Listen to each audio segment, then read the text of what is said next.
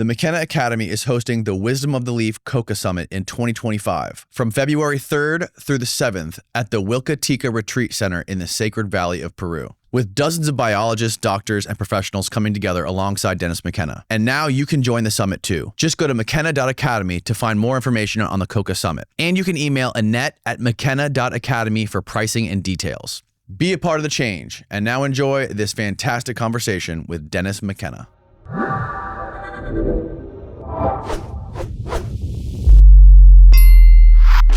All right, Dennis, thanks for coming, man. Thank you for having me. Of course, I'm very excited to chat with you. It's a pleasure. I've been looking forward to this ever since you contacted me. So have I. Your book is absolutely fascinating.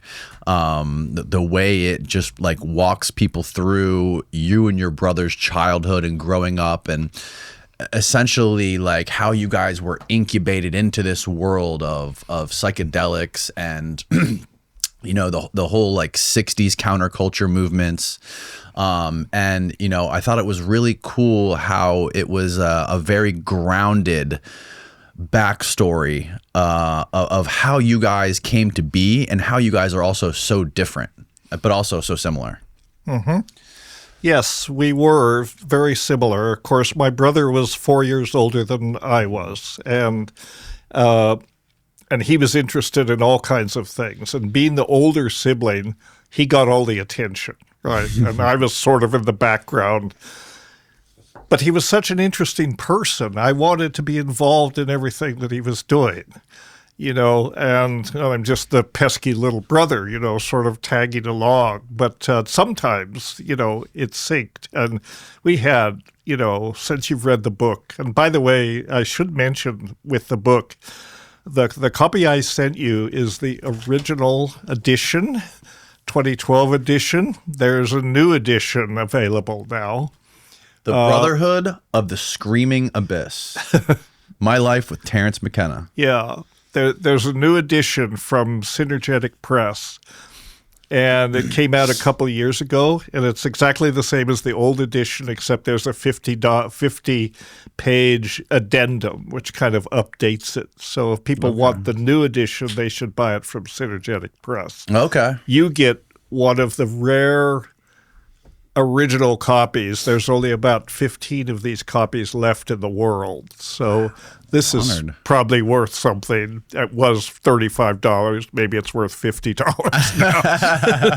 But anyway, it's a special gift to you. Well, I'm very honored. Thank you. But the book was, I wanted to tell my side of the story, basically, with the book and recount our whole lives. You know, many people are familiar with Terence's book, True Hallucinations, which was published about 1993. And that really focuses on our trip to La Chorrera, that whole adventure that we had down in Colombia, which we're more or less famous for, in some ways more infamous for. With this book, I wanted to tell a broader story about our lives, our childhoods, how we got interested in all this, and sort of what that ensued to, what was the sequelae of that. And of course, as siblings do, we squabbled constantly, you know, when I was a kid. And my brother was very creative in finding many ways to torture me. You know, I mean, he was a master of psyops and all that. And he was, you know, I mean, he didn't actually physically beat me. He was more subtle than that. But he could scare the bejesus out of me. And he did. He was a fan of psychological torture. Psychological torture. And he took great pleasure in doing that, you know. But eventually I became sort of immune to it, and then I would sort of, you know, push back. And, you know, but, I mean, we had this relationship which actually we became closer after he left home. He left to go to high school in California when he was a junior. And so all of a sudden, I was effectively an only child. This was early. This was like 1962. Well, I had my own room. That was great. But I was lonely, and I was sort of, at that point, I began to realize what a true sort of soulmate he was, how much I loved him, even though, there was constant fighting. But when he was away, I began to appreciate him, and I began to really look forward to his visits back at Christmas and summer and so on. And we discovered that we had these mutual interests. And one of the main interests that sort of fascinated us as a continuing carrot was science fiction. I mean, that was the thing. We were serious science fiction nerds, and when psychedelics came along or began to come along in the 60s, we were fascinated by this because we were both like nerds. We were fascinated with weird shit, basically. When psychedelics came along, we knew about it. We were fascinated by it. But a lot of people who became interested in psychedelics in that era they approached it from the standpoint of a traditional use or shamanism or therapeutic use or, that sort of approach, that it was a spiritual thing. We were science fiction nuts. We approached it as an engineering problem. We thought, especially with DMT. I mean, DMT quickly rose in our pantheon to being the ultimate psychedelic, and we thought, this is not a drug. This is a portal to another dimension. That was the way that we thought of it. And what was the first psychedelic that you guys came across? Because psilocybin mushrooms weren't easy to come across in the United States. That was in the future. Right. So was it just LSD mainly? There was LSD, there was mescaline, and there was DMT. There wasn't much DMT around, but it was there. DMT is a very simple molecule. It's very easy to make. There were underground chemists making DMT. And when my brother was living in Berkeley, and originally in Los Altos, where he was going to high school, he had connections. He had actually one of his closest friends was one of his classmates, a fellow named Rick Watson, who was another super genius weirdo. And Rick Watson was a chemist, and he was actually an amateur chemist, but he had some connections with the Stanford Research Institute. And the Stanford Research Institute was working with DMT, as it turned out at that time. So he was able to get DMT, and through that connection, Terence was able to access DMT. What was Stanford doing with DMT? Good question. Nobody knows, But a lot of the people at the Stanford Research Institute were interested in psychedelics. Well, they were interested in psychedelics in many different ways. For one thing, for solving problems, for creativity, for enhancing creativity. And, in the 60s, the whole government program with MK Ultra and all that was all in full swing. Right. Nobody understood psychedelics. This is the height of the Charles Manson stuff when he was going to that free clinic in Haight-Ashbury. Exactly. Jolly West. Yeah, that's right. And at the time, psychedelics were just this thing that, the government felt that they needed to know about. Yeah. And so there were secret ops programs at the Stanford Research Institute. Right. Yeah, the Cold War was such a crazy time, and the fact that it collided with the psychedelic movement is just crazy. Yeah, yeah. One of Terence's other good friends, a friend of this fellow Rick Watson, the chemist, another good friend of his was a guy named John Parker, and he was another, amazing person. And he was the son of a big mucky-muck at the NASA Ames Research Center, which was in Mountain View, next to Palo Alto, next to Los Altos. And John Parker Sr. was the head of chemical operations at NASA Ames Research. So he was doing a lot of research on materials science. He was looking into, materials to make spacecraft out of that were fire resistant and all that. But because he was a very, very peculiar person, shall we put it that way, he had side interests, and side interests included psychedelics. And John Parker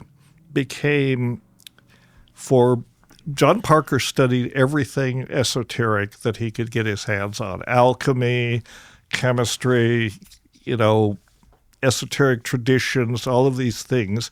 He became a very good friend of Terence's. And then he came back to Paonia, this little podunk town that I was stuck in going to high school. But one summer, John Parker came back with Terence, to Paonia. And he took a liking to me for some reason. He thought I was cool. And I was totally in awe of this guy because he was so weird and yet so obviously brilliant, and he knew so many things. So he became a major mentor of mine, and we entered into this correspondence that lasted years, in which he introduced me to all of these amazing ideas, and it's really, that was, I guess, a major influence in my sort of esoteric education, and of course he knew a lot about drugs. I mean, we all were wanting to learn about drugs. So DMT was there, LSD was around. And how did you take DMT back then? The way that usually what you got was very impure DMT. It was probably made in a bathtub somewhere by some crazy chemist. It was anything but pure. Didn't really matter because it's a free base. Mm-hmm. You put a little bit of it in a pipe on top of an organic substrate, like maybe parsley leaves or something like that, or cannabis, and then you just smoked it, in a pipe. 3 or 4 big hits. Okay. It's very hard on the lungs, but we were smoking cannabis, so our lungs were, endured to that anyway. That's how we did it, And when you do it that way, vaping is sometimes, it's a lot more gentle than taking DMT by a pipe, because it is so fast, it just comes at you like a freight train. It's like, this just the world dissolves in this world of hallucinations and apparently strange entities, and all these things just opens up.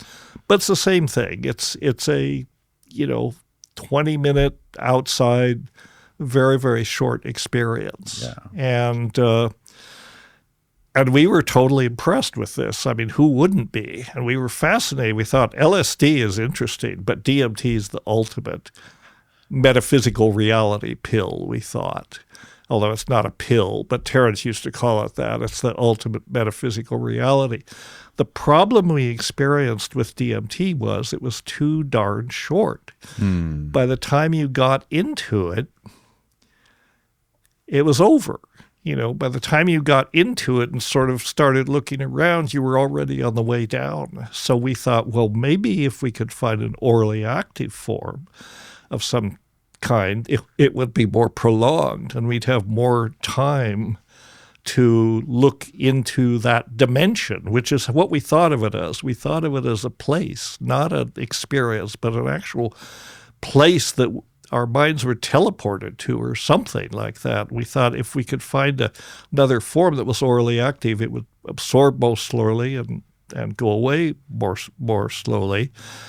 So that's what led us to look for an orally active form of DMT in South America. This was all around 1968, 1969. Okay. And we didn't know about ayahuasca. Ayahuasca is an orally active form of DMT, but no one understood that pharmacology at that time. What we did find was a paper by Schultes, the famous ethnobotanist from Harvard, that was major influence on all of these psychedelically inclined ethnobotanists. A paper in his own house publication called the Harvard Botanical Museum leaflets. And he published many, many things on the South American psychedelics. He was the pioneer. In those days, they called them hallucinogens. But he published a paper in that journal called Varola as an orally active hallucinogens. That was the title. And we stumbled on this paper, and we thought, this is it, man. This is what we're looking for. It was this Witoto drug that they use. Varola is a genus of trees in the nutmeg family, and in many tribes in the Amazon, they make snuff out of it. The sap of Varola is loaded with DMT and 5-methoxy-DMT and related tryptamines. And various tribes, they extract the sap and they powder it and they mix it with ashes and they make a snuff out of it. So effectively it's DMT. Okay. And it's short acting. But this one tribe, the Witoto, had an orally active preparation. They made, instead of a snuff, they made a powder out of it. And they made a paste. They made that they didn't dry it down completely. They made a sticky paste. They rolled that in ashes, and then they ate it orally. And the reports were that, my fellow men, if you've lost your hair, it doesn't mean you can't find it again. Try Hims Hair Loss Solutions, and you'll be joining hundreds of thousands of subscribers who have found their hair again. Got hair loss on your mind? Hims has your back and your scalp. They make it super easy to tackle thinning hair without ever leaving your couch. Here's the deal. Hims offers doctor-approved and clinically backed treatments like finasteride and minoxidil. That's the good stuff that's proven to regrow your hair in 3 to 6 months. Whether you're into chewables, pills, sprays, or serums, they've got a solution that fits your vibe. No awkward doctor visits, no waiting rooms, just answer a few quick questions online, and a medical provider will see if the treatment is right for you. If it is, they'll ship it straight to your door for free. One low price covers everything from treatments to ongoing care. And with hundreds of thousands of happy customers, Hims is pretty much the go-to for getting back to thicker, fuller hair and your confidence. Why wait? Hims has you covered, literally. Start your free online visit today at hims.com/Danny. That's hims.com/DANNY for your personalized hair loss treatment options. hims.com/Danny. Results vary based on studies of topical and oral minoxidil and finasteride. Prescription products require an online consultation with a healthcare provider who will determine if the prescription is appropriate. Restrictions apply. See website for full details and important safety information. Make your hair great again with Hims. The effects came on very quickly, and that you saw the little people. They were big in to see the little people, and we saw little people on DMT, so we thought, this is it, We got to go to South America. That is what led us to go to South America in 1971 to La Chorrera. That was the cultural, that was the ancestral home of the Witoto. So we thought, we got to go to La Chorrera. We have to find this thing, because this is it, because it may be the ultimate mystery. I mean, you got to understand, I'm 20. My brother is 24. We're both fanatics. We're batshit crazy. We're going after this quest, which we thought of as the secret at the time. So that's what led us to go to La Chorrera, was in search of this drug, which was called ukuhe in Witoto. And we got to La Chorrera, and, the whole adventure of getting there is recounted in the book. We got to La Chorrera, and on the way into La Chorrera, we'd encountered this anthropologist who was working with the Witoto. And we knew he was probably going to run into him. His colleagues in Bogota had said, Dr. Collier is out there.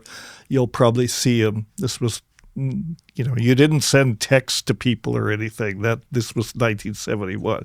So we thought, okay, we'll probably encounter Dr. Collier. Well, we did. We ran into Horatio Collier, which is a different name than in the book. I've changed his name, but we ran into him in a village downriver from La Chorrera called El Encanto, which is coincidence enough, synchronicity enough, because El Encanto means the enchanted, and we were on this whole mythic quest to find the secret.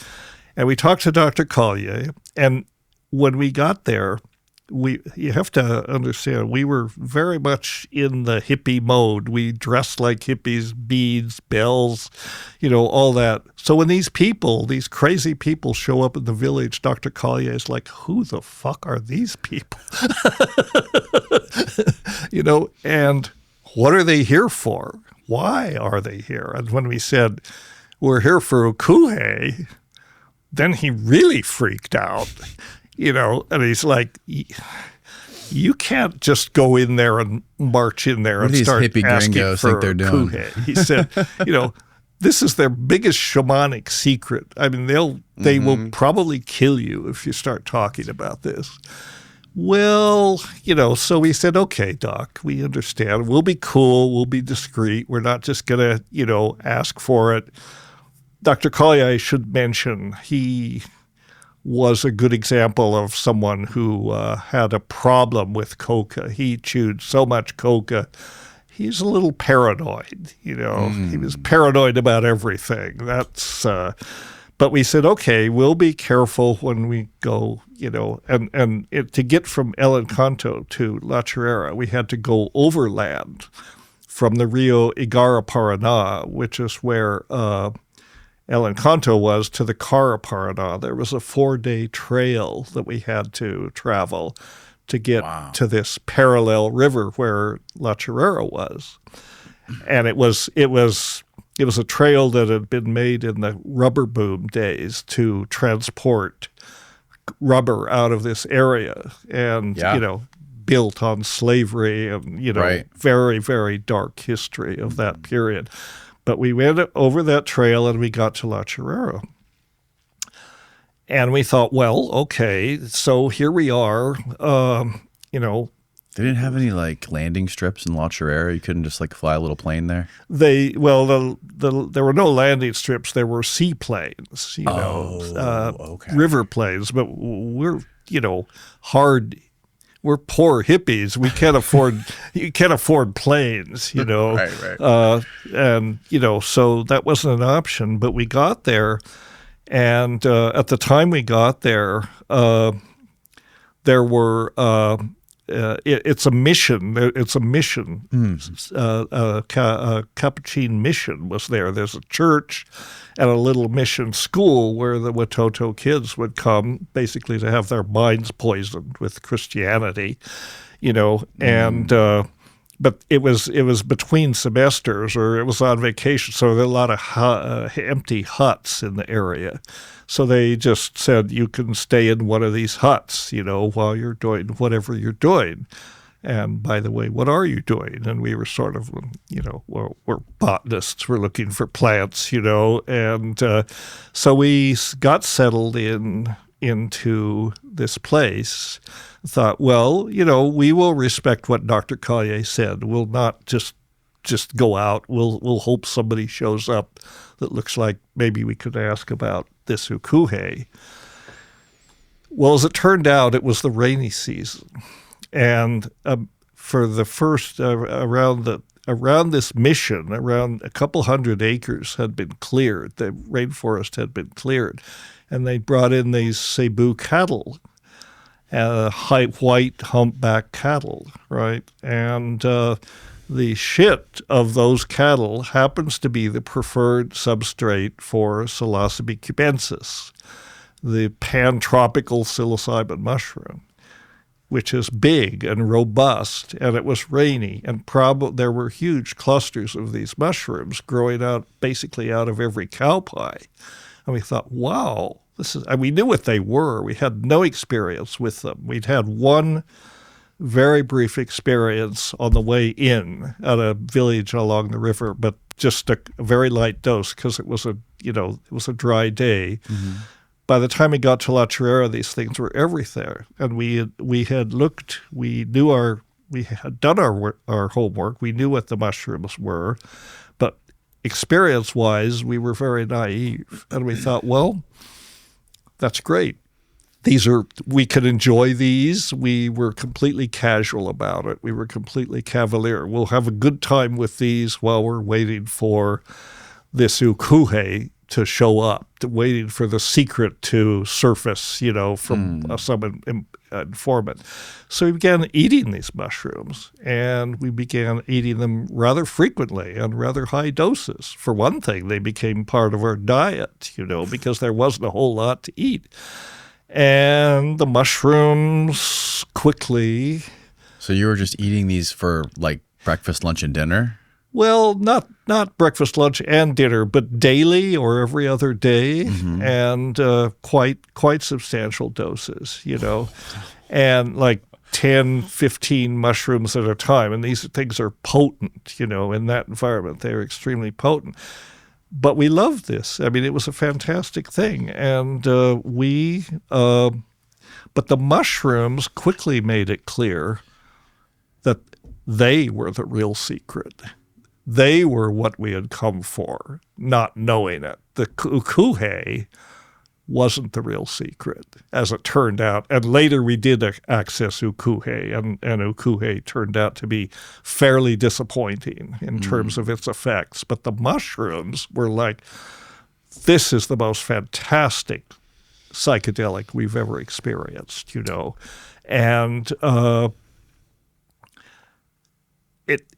you have no experience with psychedelics. I have no experience with psychedelics. Okay. Other than DMT. Which DMT I did for the first time recently. Well, DMT and psilocybin is very, very close chemically. I've heard, yeah. Right. My only experience is cannabis and DMT. Right. Well, DMT is dimethyltryptamine. Cannabis is 4-phosphoryl dimethyltryptamine. So it's the perfect genetically engineered, orally active form of DMT. It's easily absorbed. It's orally active. It doesn't require monoamine oxidase inhibitors to be active. It's non-toxic, and it's a kick-ass psychedelic, and it puts you in about a 6 to 7 hour intense psychedelic space, depending on how much you eat, of course. But we were eating a lot. Full visionary hallucinations and all that. One thing that psilocybin does, and other psychedelics too, ayahuasca, for example, but one thing psilocybin does, it sets up what you might call an I-thou relationship with you. It's like you get the impression that you are dealing with an intelligent entity. That this isn't just a drug. This is, our interpretation was it was some sort of, it either was an alien or it was a connection to an alien. It comes on as very in your face, and it has stuff that it wants to tell you. Like a chemical doorway to another dimension. Exactly. And it has a lot of knowledge, and it's eager to impart it. People get this on DMT too. In prolonged DMT or intense DMT states, people encounter entities. And it's not that they just encounter entities. The entities are happy to see you, and they have stuff to tell you. They want to teach you things. And the psilocybin is that to the max. And our encounters with the mushrooms quickly became a series of encounters with this entity, which we called the teach. We called it the teacher because it presented itself as a teacher, and it had knowledge that it wanted to impart. Now, I told myself I wasn't going to go down this rabbit hole with you, but I guess we have to since I'm hooked in. We I'm have time and ready to go. We have time, and this is maybe essential to the story. So, have you played Pick 6 from DraftKings yet? What are you waiting for? The playoffs are here and time is running out. As the official daily fantasy sports partner of the NFL, DraftKings does fantasy sports like no one else. Play for better payouts on Pick 6. It's super easy to get started. Select 2 or more players, choose if they'll have more or less of a stat, like touchdowns, yardage, sacks, and more. Pick 6 is available in most states, including Missouri, California, Texas, Georgia, and more. And DraftKings is making it even sweeter for first-timers. New Pick 6 customers play $5 and get $50 in Pick 6 credits. And miraculously, Steve still hasn't caught on that I'm winning on his account too. Win more cash on Pick 6 and download the DraftKings Pick 6 app and use my code Danny Jones. That's code Danny Jones for new customers to play $5 and get $50 in Pick 6 credits. Only on DraftKings Pick 6. The crown is yours. Gambling problem? Call 1-800-GAMBLER. Help is available for problems gambling. Call 888-789-7777 or visit ccpg.org in Connecticut. Must be 18 plus. Age and eligibility restrictions vary on jurisdiction. Pick 6 not available everywhere, including New York and Ontario. Void where prohibited. One per new customer. Bonus awarded as non-withdrawable Pick 6 credits that expire in 30 days. Limited time offer. See terms at pick6.draftkings.com/promos. It's linked below. Now back to the show. So we were in this place eating these mushrooms and more or less in constant dialogue with this entity, the teacher. And in that state, the mushroom really stimulates verbosity, and quick thinking and linguistic expression and all this. And we were a very verbose, language-oriented bunch of folks anyway. We were very much interested in language. For example, my brother's favorite book of all time was Finnegan's Wake, if you've ever heard of that. Finnegan's Wake? Yeah, by, I forget who Jesus, I can't, cognitive. What was the book about? You have to look it up. James Joyce. James Joyce. James Joyce. That's right. Oh, yeah. That's it. Novel. Hey, it's nice to have Google right there. Yeah. That's good. Yes, check out. Terence was obsessed with James Joyce and with Finnegan's Wake particularly. I've not read it, I'm honest. I have to honestly tell you, but he read it, and very few people could understand it. But it is the sort of ultimate instantiation of the English language. Interesting. Yeah. But anyway, so that was sort of the background we were coming from. And so the mushrooms had all this information that they wanted to download. And I particularly began to get effectively a message from the mushroom. Well, one thing that we noticed with the mushrooms when you take these high doses is that at high doses you can hear this interior sound that inside your head, and it's hard to characterize. It's kind of like an electrical buzzing sound. You heard it on DMT, right? I was not expecting this. Right. Because I didn't know. I had no conception of what to expect when I was doing this. My only expectation was what the closest I've been to this on edible marijuana, right? Which is not even in the same universe. Right. And as soon as I started to effectively, as soon as my soul left my body, I don't know how else to put it, I had this pulsing wow, wow, wow, like very vivid auditory sensation. That's it. Some people describe it as like crackling cellophane or something like that. On DMT, you get this. Well, on mushrooms at high doses, not so much at lower doses, but at high doses, you hear this thing. And not only can you hear it, but if you can sing it. You can try to imitate it with your voice. You can make this meow, meow, meow, meow sound. And at a certain point, your voice will lock onto this thing. And so then you're not trying to imitate it. It just pours out of you. And it's a very powerful sound. I mean, it's like the kind of sound that can, shatter glass, that kind of thing. And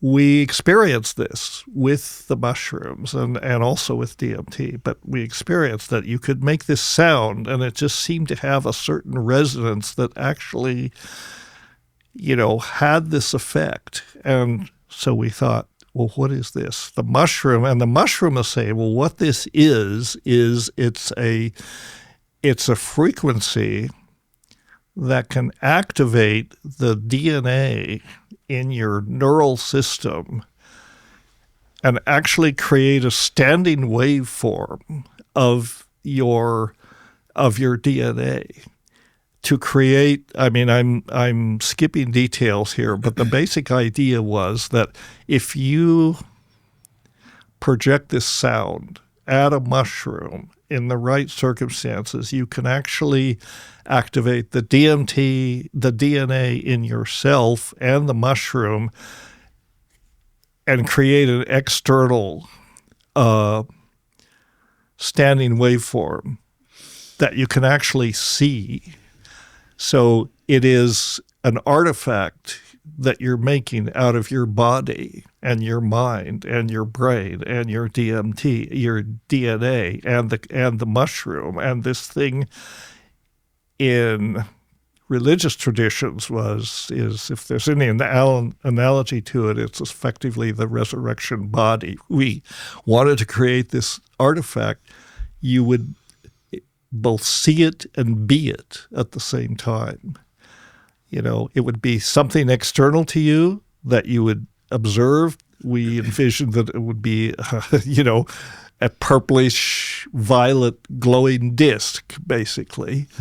But it would be telepathic, and it would obey your telepathic commands, and it would be the ultimate object. It would be, in fact, what Terence has since called the transcendental object at the end of time.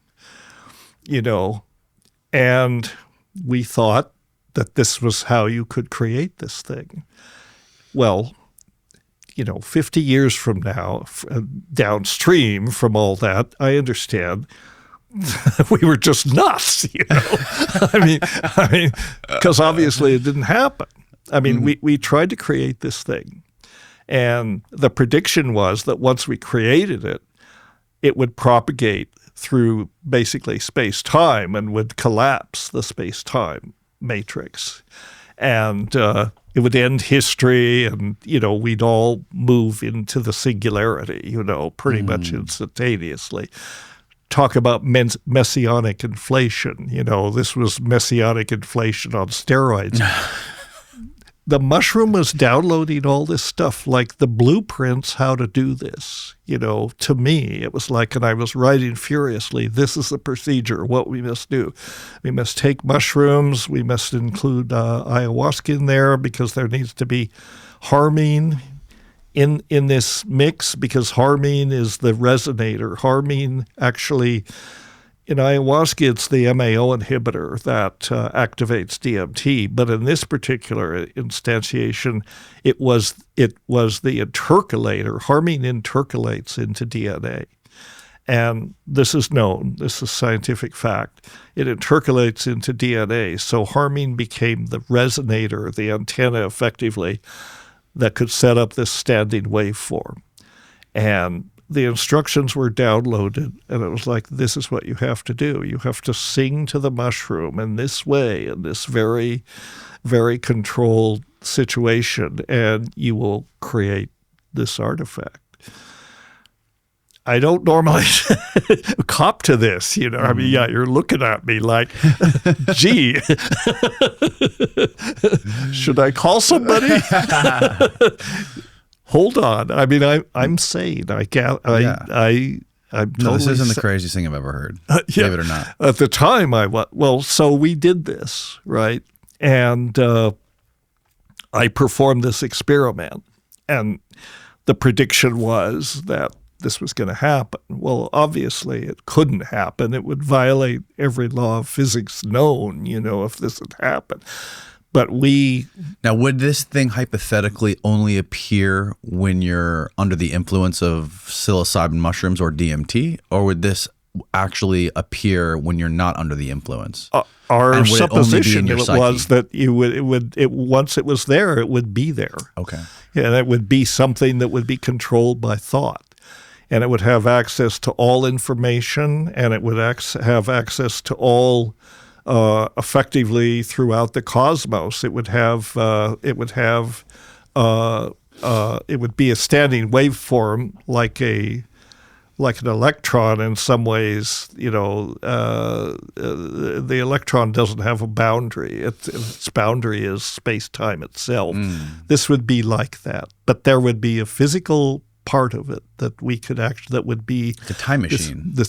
An everything machine. A time machine, a UFO machine, the transcendental object at the end of time, the ultimate technology, that would be made from our brains, our nervous system, our thought, and that of the mushroom. And that, this would be it. That didn't happen. That couldn't happen. We did the experiment, and at first we were doing this in the dark in the hut, and there's a light, on the mushroom in front of it, and after I'd made the third scream, you probably read about this, right, in the book. After I'd made the third, then the light from my ruana, my serape, fell on the mushroom and exactly bisected it. And I was looking at it, and I looked at Terence and I said, "This is our world. This is what we're looking at." And it did. We had this idea that this was all being controlled by, dome-headed beings from 22,000 miles out in orbit that they were directing the whole thing, And I said, "This is our world." And so what happened was, because what we projected couldn't possibly happen, but what happened was that I basically detached from reality, for about 2 weeks. And Terence detached from reality also, but in a different way. It was like in a complementary way. This was about taking a template, kind of a reverse negative image of each other's DNA, because we were brothers, right? And it was opposite. It's very hard to articulate. It was hard to articulate it even then, but even more so now because I'm so distant from it. At the time, it made perfect sense. It made perfect sense to Terence and me that this had happened, and at the end of this experiment, we thought, we have succeeded. We succeeded, but the timing of the appearance of this stone, we thought of it as a stone, as in Philosopher's Stone. Mm-hmm. The timing for the appearance of this artifact, basically we were correct. We were incorrect about when it was going to manifest. It wasn't going to, it didn't manifest immediately. So the question is, well, when is it going to show up? And our companions who were there, who hadn't participated in this experiment, were like appalled, totally appalled. It's like, we need to get these people airlifted out of there and into a psychiatric facility as soon as possible, But it wasn't possible, and sorry, go ahead. It's good that it wasn't possible, right? Because that would have aborted what was happening, and that would have. I have no doubt that if that had happened, that would have left me, at least, insane, probably for the rest of my life, lost in this delusional place. I don't know what it would have done to Terence, but the fact that we could not end it gave it all a possibility, the opportunity to play out. And what played out over about the next 10 days or so was that Terence, became adrift in the cosmos. I was basically, my mind felt that I felt, well, there wasn't really an I anymore, but this entity that I transformed myself into felt like I was, my circumference was identical with the circumference of the universe. You've heard about being one with the cosmos. Well, man. I was one with the cosmos. I was the cosmos. But over the next 10 days or so, I began to condense. Each 24 hours, I started falling back together. And each 24 hours, I was a little more condensed. Like it started with the circumference of the cosmos. The next, it was the galactic cluster. The next, it was the galaxy. The next, the solar system. The next, Earth. The next, and each one, I was sort of coming back into my body and into my mind, and Terence simultaneously. So I was 3 sheets to the wind. I couldn't look For 10 after days. myself. 10 days, you said this was. I forget the exact time frame. Roughly 10 days. About 10 to 14 days. And did you have any relationship to physical reality back on Earth, or was like, how did you get through the day? Well, people had to look after me, and because I was joined to everybody, like my companion, for example, if I wanted to smoke a cigarette, I would ask Sarah to smoke a cigarette, and I could enjoy the cigarette that she was smoking. Or if I want, because I was connected to everybody, and, Wow. or if I needed to take a shit, I could ask somebody else to do it, and they would do it. And that would, in my mind, of course, not in reality, but in my mind. And so I was really divorced from what we would call reality. My brother simultaneously was hypervigilant. He did not sleep for 14 days.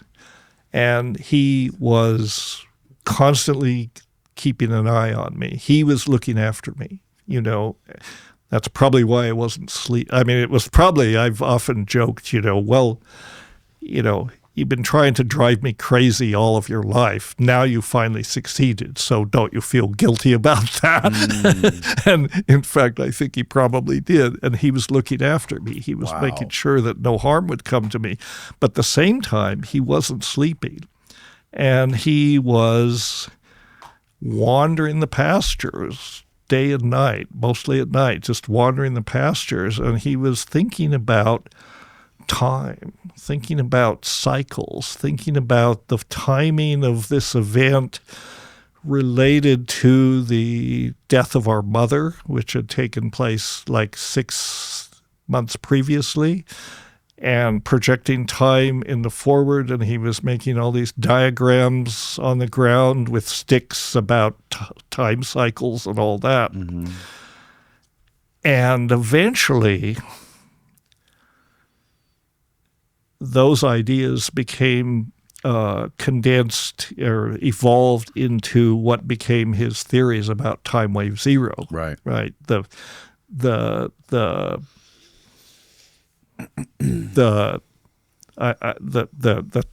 time map effectively based on the I Ching, but it took years to get to that point. Mm-hmm. But the kernel of that idea.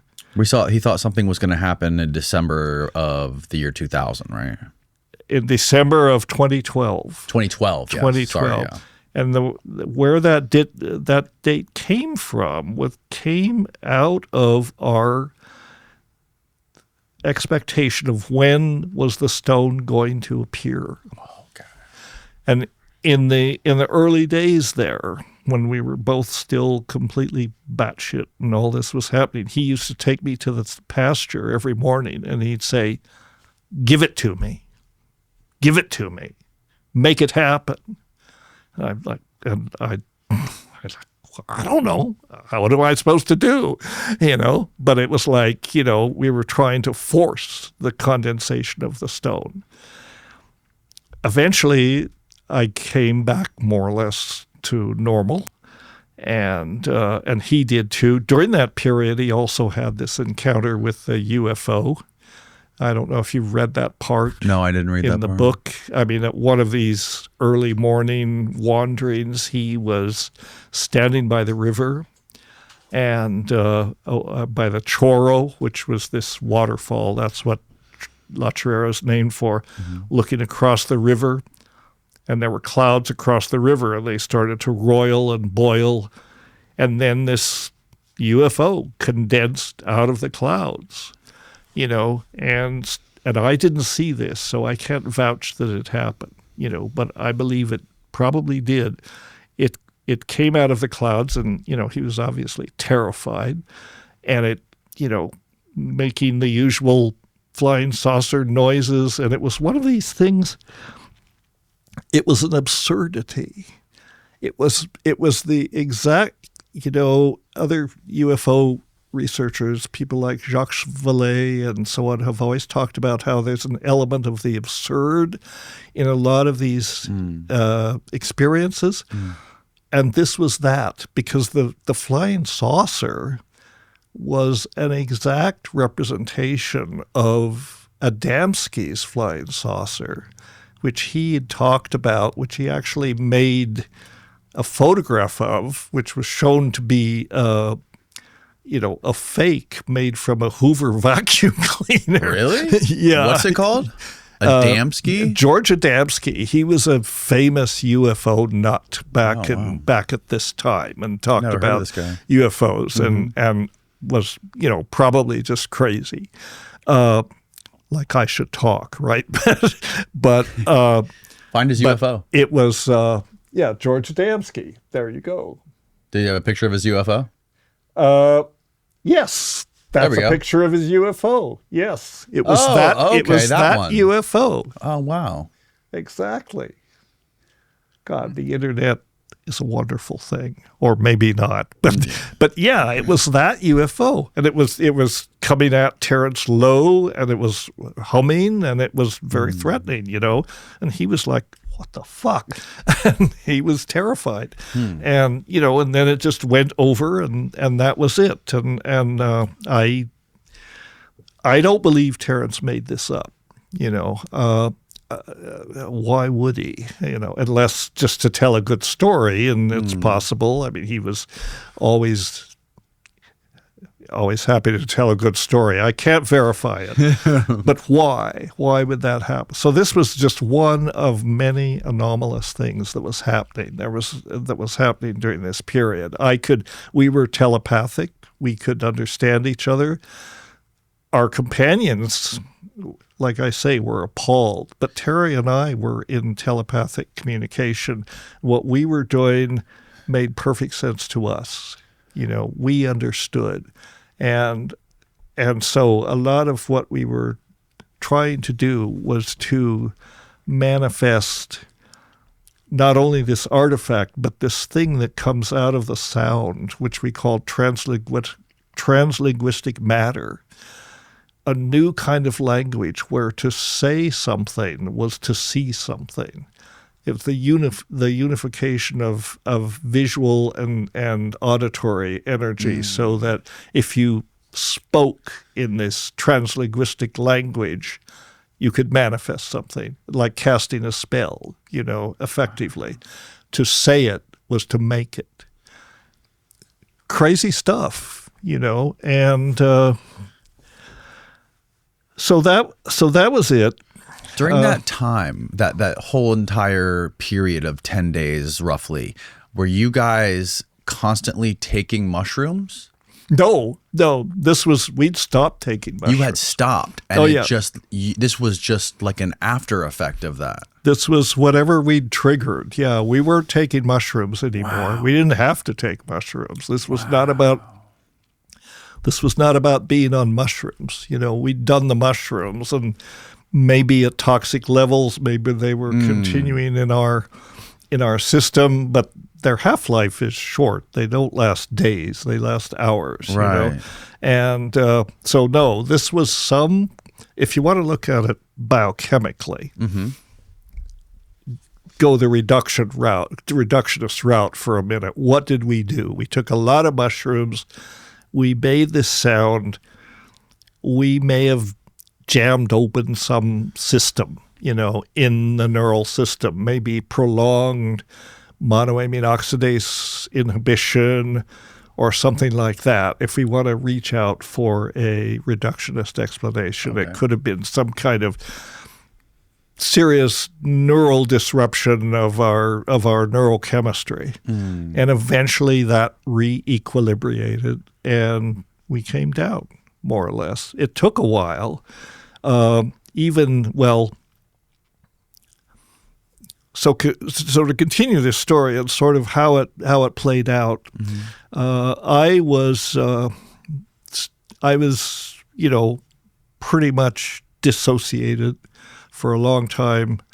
Terence was looking after me. All our companions were worried, and he was. And I wanted to wander off. I wanted to go wander off because I needed to be out there healing people. Right. I mean, that was my thing. I had this messianic desire to share my powers, and heal people. Well, one day I got away from him and I climbed the bell tower of the mission and I started ringing the bell and the whole community was alarmed, I mean, they already knew that these people were weird and there was very strange stuff going on, but we had really disrupted the peace of the community. But I broke that. And they was like, what the fuck? Who is this guy? He's clearly gone bananas. And so they said, your friend is not in control, and for his own good, we're going to confine him. The police, it was a police outpost as well as a mission. We're going to put him in this room here and keep him there for a while. Hopefully he'll he'll calm down. Not in any way, just trying to be helpful, basically, not unkind. And I could care less because I wasn't really connected to it.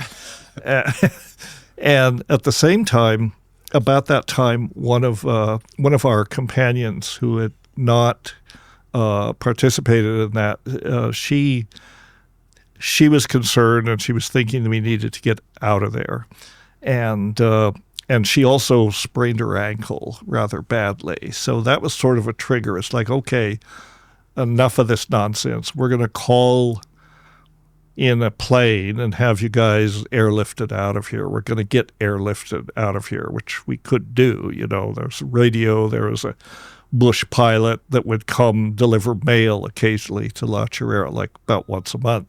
So we put in an emergency call to him, and he took us out. And we went to Laetitia, and we ended up in this hotel for a while. And I'm still, really pretty shaky. And Terence, because he's hypervigilant, he was, looking after everything. Spent a few days in that hotel, and eventually, continued this condensation process and pretty much returned to more or less my baseline. And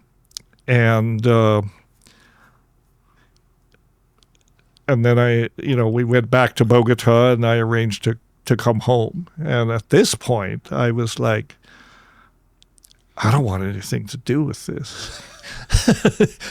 I just want to be a normal guy. I just want to get my feet on the ground. I don't know what was going on, but whatever it was, I'm glad I'm sane. I'm glad I'm functional, and I want to go home, and I want to study, return to the university, and just live my life, and so I did eventually go back.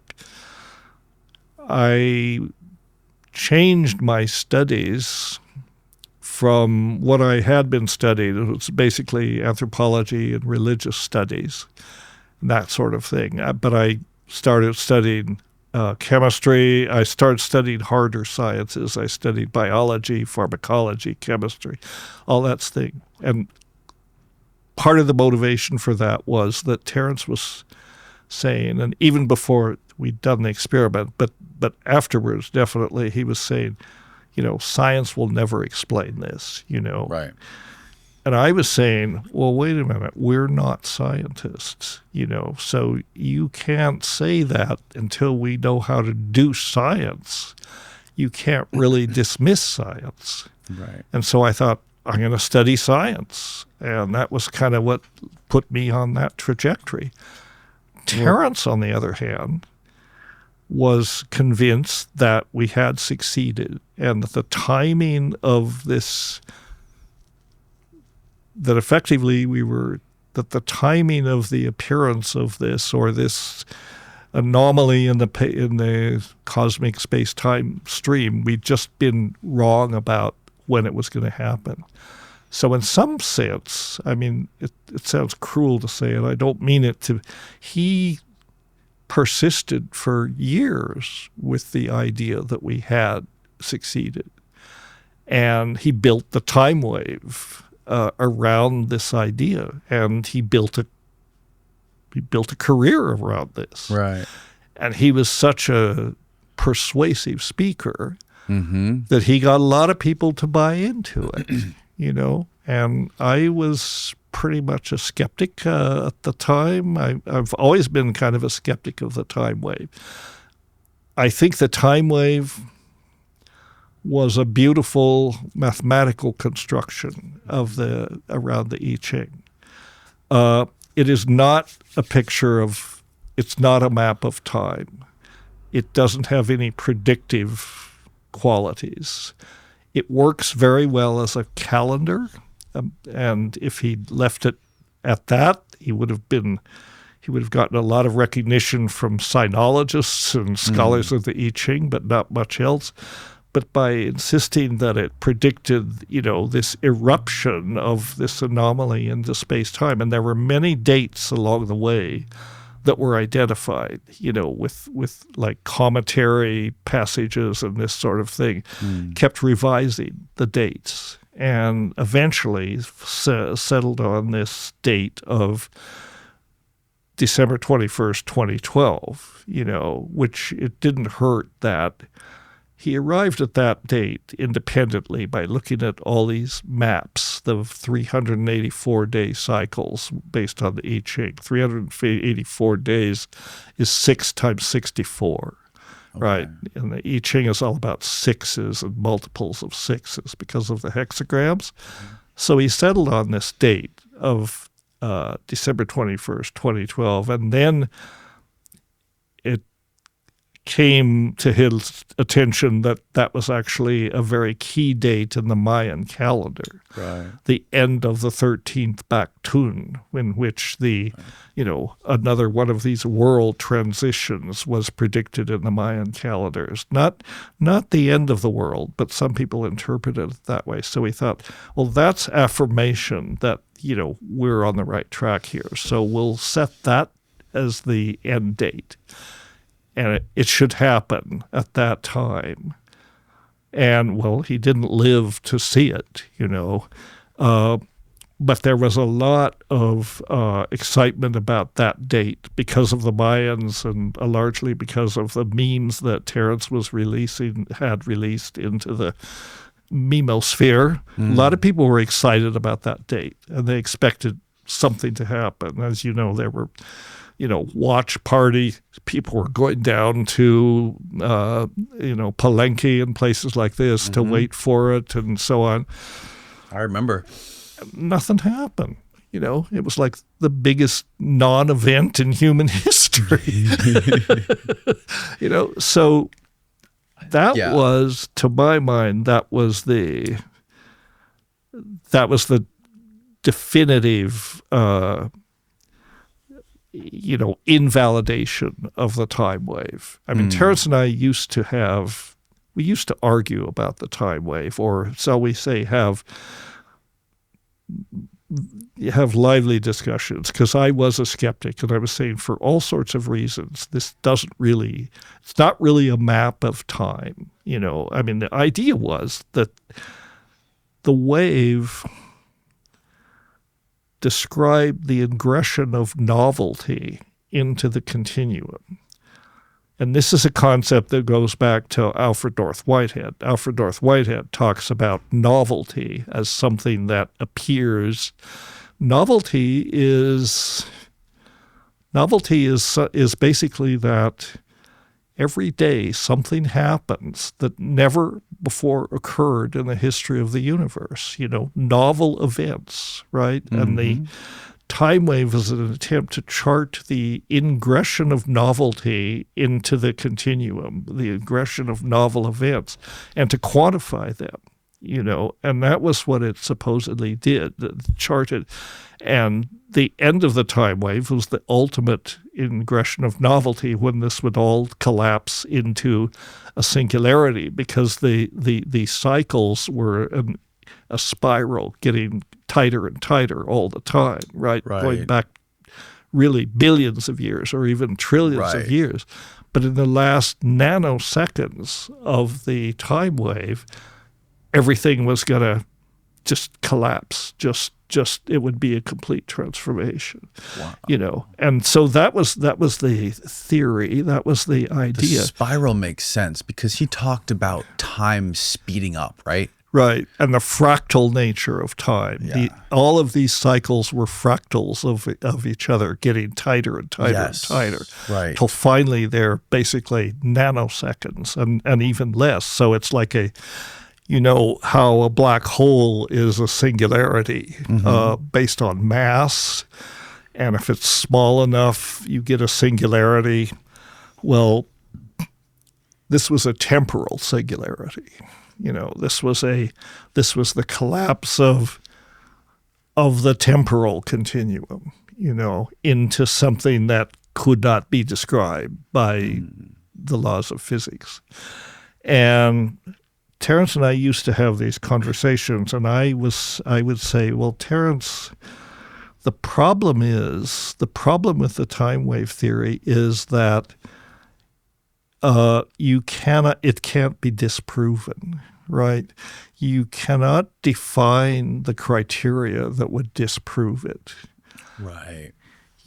And so it's not a theory because this is what science does, right? Science constructs hypotheses. It constructs suppositions, essentially, very highly structured suppositions about a phenomenon in nature or some process and so on.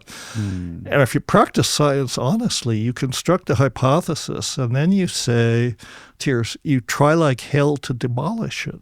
Mm-hmm. Now, you try to say, what data does this not account for? What are the incompletenesses? What are the deficiencies in the hypothesis? And then you either try to answer those, elaborate the hypothesis, you revise it, try to account for the data that it doesn't account for, or you shit can the whole thing and replace it with something else. This is like the transition between Newtonian mechanics and relativity.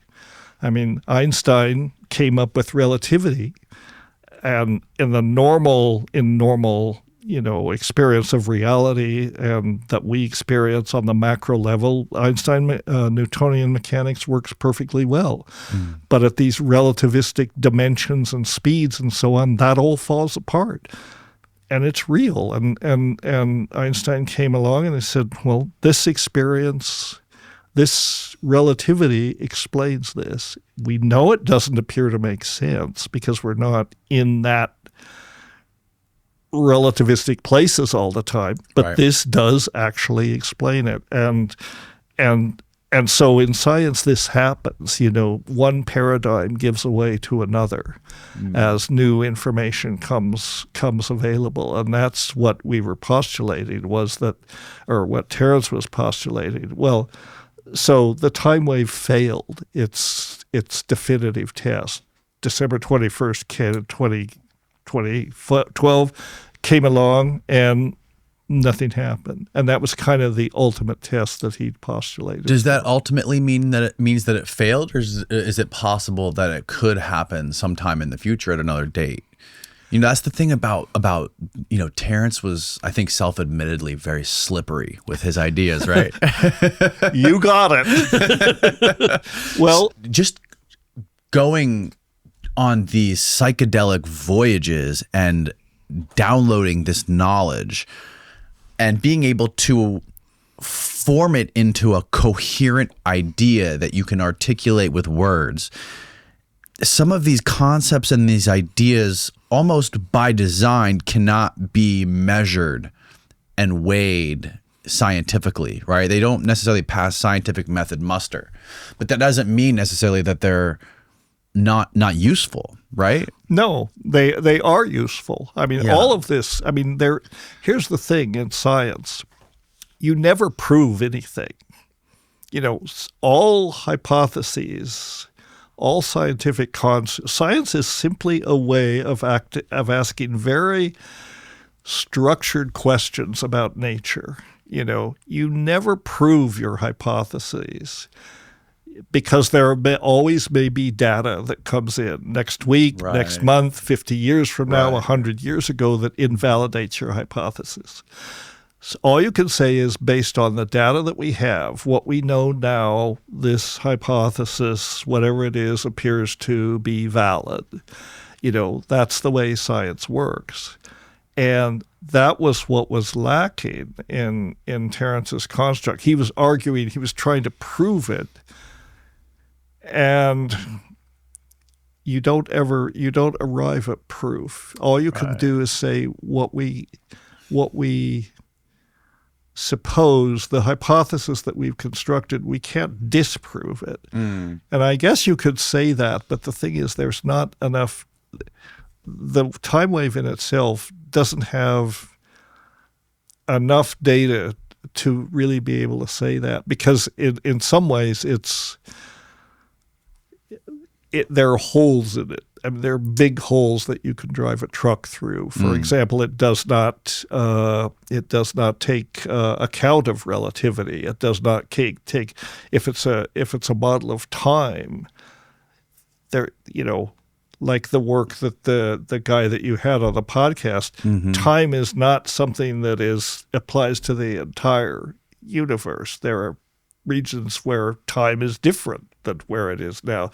That's why the idea of time travel is actually a possibility, But the time wave was like, nope, this is it. This describes the entire space-time continuum. And it didn't, obviously. Right. And there are other things that, actually, again, it's I don't want to feel like I don't want to sound like I'm putting my brother down. I mean, I had tremendous respect for him, and he was a brilliant guy. But the way he was trying to prove the time wave, the time wave was more about him than it was about time. It was about his personality, his understanding of history, which was, deep. I mean, he was an incredible scholar of history. And it was about, one of the things that we used to have in our conversations about novelty was, what is really novel? What is novelty? And we talked about, and he said, well, events like the first time an atomic bomb was ever detonated on the Earth. That's a novel event. So that would be a spike. That would be a major marker to put down in this evolution of novelty, or the first time an animal was cloned, or various, kinds of scientific discoveries. But I would say, so he was sort of a proponent of the eruptive idea of novelty. Things burst into the continuum, and are these novel events. And I advocated the idea that novelty kind of leaks into the continuum. It kind of oozes into the continuum. For example, you couldn't get to the atomic bomb Einstein had to have the idea first about E equals mc squared, and then all these physicists came along and they developed, nuclear reactions, controlled nuclear reactions, all of these things. These were novel events, but they didn't get a lot of attention. But they created the foundation of new discoveries, so that when the bomb finally, exploded, it was possible to develop that because the foundation of understanding was there. And those were novel discoveries, but they weren't dramatic, in that way. Yes. Am I making sense? No, that makes here? a lot of sense. Yeah, So it's not like things is there all the time. Right. Yes. It's a compounding progression, right? Things emerge out of other ideas. Exactly. Bigger ideas emerge from smaller ideas combined, with collaboration and the evolution of ideas and these things. Exactly. And this was, so Terence, he approached this. He was not a mathematician, although the time wave is a mathematical construct. He was not a statistician, which would have been useful, to bring the theory to it. He was basically a historian. And so he was mapping with this time wave was his view of history. And there are maps of the time wave. I think they're reproduced in True Hallucinations, these huge maps. And the idea that time is fractal, that every cycle is a reflection of the super cycles and the sub cycles, so that you could see these historical resonances, and it's a fascinating idea. It is. And in some sense, it's true, but I don't think you can reduce it to a mathematical construct that you can, people have put the time wave into software, and you can run all sorts of programs and so on. But at the end of the day, it's Terence's view of history that's being mapped. What do you think his primary motivations were with all this stuff? Like what drove him? Terence was a complex person. Yeah, very complex person. I think a few things drove him. I think that first it was just curiosity. I mean, there was no motivation in really except an interest in understanding. And he was having these revelations, and they seemed valid. And he was taking psychedelics, and and he was just a curious person, and that's a very good quality in a scientist, or anyone else. I mean, I don't think he would call himself a scientist because he dismissed science. He said science is never gonna answer this. But but I think eventually he reached a point where it became a shtick. He built a career on this. Right. And talking about the time wave and talking about psychedelics and being such a excellent speaker. I used to tell him, you could stand up there and read the phone book and people would be hanging on every word, because it's not what you say, it's how you say it, And I used to tell him, he hated for me to go to his seminars and so on, because I was the only one that would ever stand up and say anything. I would, everybody else is just slack-jawed, and I would sometimes get up and say, well, what you said 20 minutes ago didn't make sense, and what you're saying now doesn't make sense, and it exactly contradicts what you just said. And he would just say, well, consistency is the hobgoblin of small minds, and just carry on. Oh, it's the best. Consistency is the hobgoblin of small minds. Oh, wow. So it became an act in a certain way, and it was a career. People wanted to listen to him. honestly, his best talks were not about the brothers McKenna or the Timewave idea. I mean, he talked about those things a lot, and these ideas. His best talks, in my opinion, were when they drew from his vast knowledge of history and esotericism and alchemy and Jungian psychology and all that. And some of those talks are just mind-boggling, and they do not really have to invoke this delusion. I mean, this is the thing. It's like I had this experience. I had this serious break from reality. Eventually, I recovered. In some ways, you could say Terence didn't recover.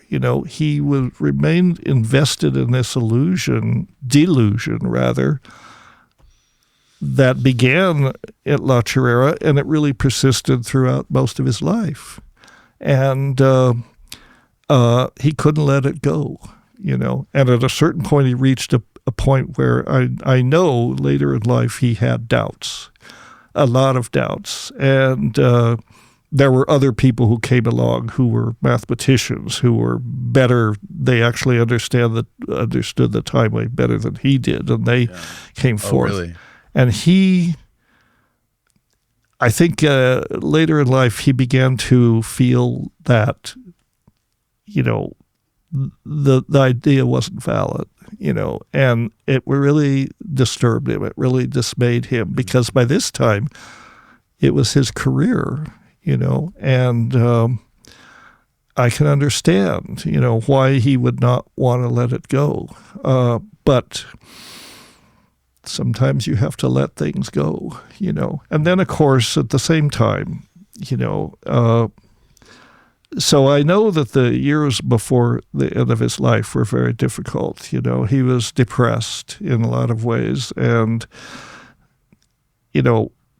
people who, Terence was like this huge, iconic public figure, but he was also a person.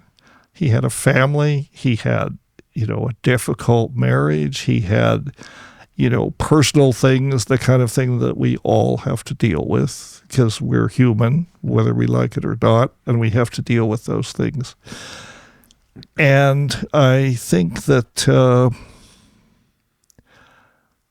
his public persona and meeting the expectations of his fan base became,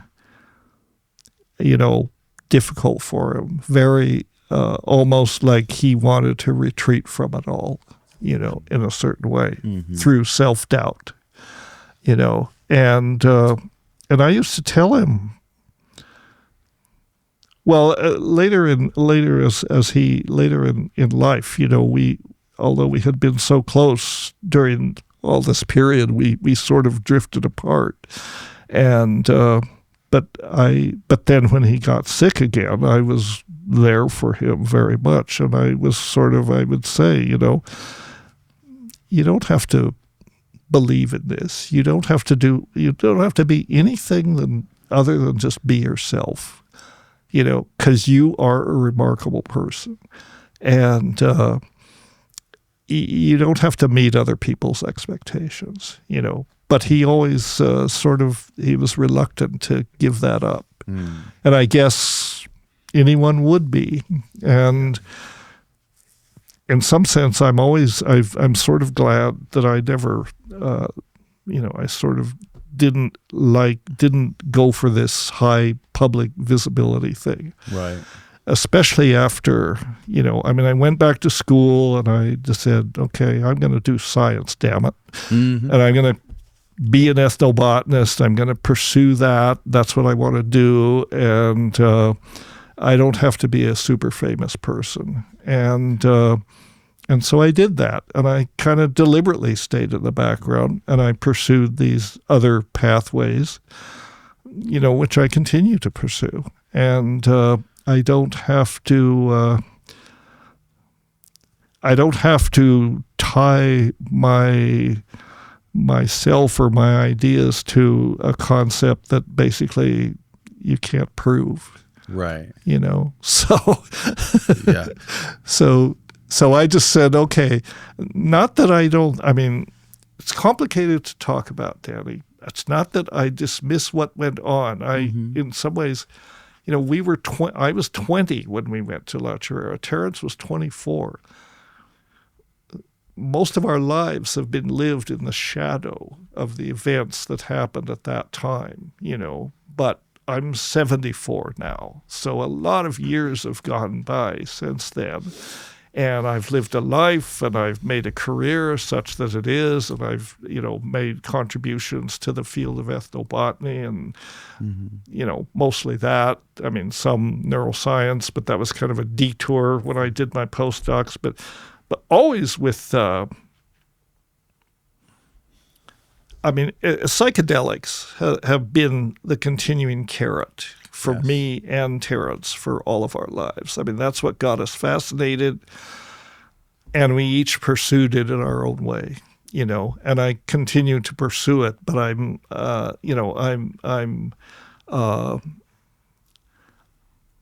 it's not my obsession. I'm not fanatical about it. I just think they're very valuable. People say, for example, one of the so you did all these things, and you didn't disrupt the space-time continuum. You didn't do any of this. None of this stuff happened. What happened? What was important about that? I'll tell you what was important, as I view it. We brought back the spores of the mushrooms from La Chorrera, and we played around with those for a couple of years, trying to figure out how to grow them. Finally, almost by accident, I figured out how to grow them, and the initial very simple technique, growing these things out of mason jars and all that. Very simple. I basically tried, there was a mycologist, worked for the USDA, who published this paper in Mycologia, how you could grow small amounts of Agaricus bisporus on sterilized substrates in mason jars for genetic research and that sort of thing. And I had the spores, I had the mycelium, and I decided, well, give it a shot. Let's see if it works. And what do you know? It worked very well. So suddenly mushrooms were back in our lives again. We had access to mushrooms, and we were very happy about that. And we decided to publish this book, Psilocybin Magic Mushroom Grower's Guide, which is still available. And we published it, and it got a lot of notice. And now, of course, there are lots of simpler, better ways to grow mushrooms. This was but it was a simple technique that almost anybody could do. And we published this book, and it got a lot of notice. So people say, what was the real impact of our trip to La Chorrera? That was the impact. This had a tangible effect on society because it brought mushrooms basically within the reach of anyone. Anyone with a bit of patience and a spare room could grow lots of mushrooms if they wanted to. And we did. And those mushrooms got out there. The book got out there. So that had a social impact. Nothing supernatural about it or anything. It was just, we sort of stumbled on this method, and we shared that method. And that's had a big impact because at that period, psychedelics were not popular. Psychedelics were, very much oppressed by the government, and a lot of people were scared. But people that were really interested had a way to, as Terence sometimes, as he once said, just a simple way to get great dope out of mason jars.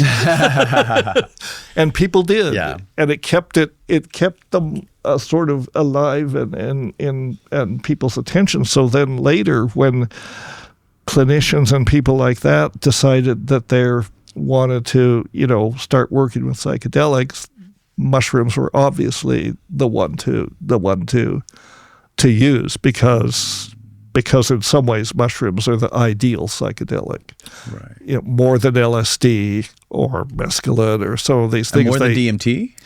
more than DMT. Why is that? Again, because the DMT only lasts 20 minutes. Right.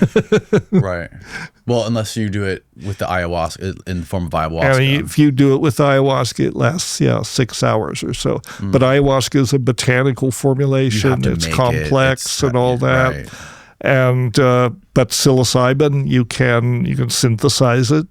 And of course, clinical trials, the FDA they want to work with pure compounds. They're very biased toward pure compounds. You can work with natural drugs, but generally, if you're like an investigator, like Roland Griffiths, for example, at Johns Hopkins, people that started doing clinical studies, they expect you to do it with pure compounds. And psilocybin's easy to make if you're a good chemist. Albert Hofmann synthesized it in 1958. And so it sort of kept it on the radar. And then when people were looking at it from a therapeutic point of view, psilocybin seemed a natural choice. And it has a lot of things that recommend it, because it lasts about the right amount of time. It's 6 or 7 hours. Like LSD is 12 to 18 hours, depending. Mescaline is, you have to take higher doses, and it lasts a long time. So it lasts about the same time. It's very non-toxic. It's totally compatible with human metabolism. And it's a kick-ass psychedelic. I mean, depending on the dose, it can be a fairly mild experience, but still very interesting. Or in a higher experience, it can be, complete with visions and all that. And it can really be, it can really be therapeutic. Like Wade Davis often says, a story he tells. He said, "Well, our parents." Back in the 60s, they would say, you must never take these things, because if you do, you'll never be the same again. Right. That's the fucking point. Right. Right? Yeah. So, yeah, that goes to something I wanted to ask you. Like, do you think there is a fundamental change in the brain that lasts, and how long does it last when you take these psychedelics, whether it be ayahuasca, DMT, or psilocybin? And is there like something that is unlocked? Or Yes. The answer is the data is coming out that in fact there are long-term changes in the brain in a beneficial way. So there are short-term changes. There's the trip that you have, right. And the trip that you have, the therapeutic sort of mechanism behind the benefits of psychedelics, whether it's psilocybin or LSD or whatever. You've heard of this concept of the default mode network? Mm-mm. Oh, that's a neuroscience term. The default mode network is basically the neural mechanisms that internal neural feedback mechanisms that maintain what we call ordinary consciousness effectively. Okay. Our focus on space and time, our sense of self and being Survival. localized. Ordinary consciousness. Okay. That's the default mode network. Most of the time, the default mode network is where you want to be. Because you want to be functional. You want to be able to drive a car and get up and go to work, pay the mortgage, do these things, ordinary functioning. But it can also be a trap. And particularly for people with intractable depression and that sort of thing, their default mode network in some ways is dysfunctional. And they don't, they're in these feedback loops that are harmful, that are not supporting their mental health. What the psychedelics do is they temporarily disable that default mode network. They effectively let you step out of your reference frame. That's Yes. another way to think of it. Yep. It lets you look at your situation from a different perspective. You've stepped out of your reference frame. So if you look at your depression or your trauma, your addiction, or various problems that you're facing, you could look at that in a different way. And in that way, you can sort of defuse it. You can sort of overcome that, and you can resolve a lot of those things. So that's the immediate, therapeutic benefit of something like psilocybin. And one session may do it, or it may take 2 or 3. But basically, it will resolve it. However, what they now know is there are persistent changes that last longer than that, long after the trip is over. What we're seeing is, and by we, I mean neuroscientists, not me, so, this is all in the literature. What's happening is there is a change in connectivity of the synapses in the brain, sort of a change that reflects these changes that you're having in the therapeutic state. Connectivity, and also, the 2 words are synaptogenesis, forming of connections between neurons, and neurogenesis, which is growth, actually, of new neurons. Wow. Psilocybin and other psychedelics initiate these processes. So yes, it rewires your brain in ways that are beneficial, largely. I noticed this after this could have been placebo, but I noticed after the DMT, which I've never noticed with anything else, is that I felt like I was thinking differently. Yeah, you do. Like I was able to see problems from multiple angles at once. It was very strange. That's exactly right.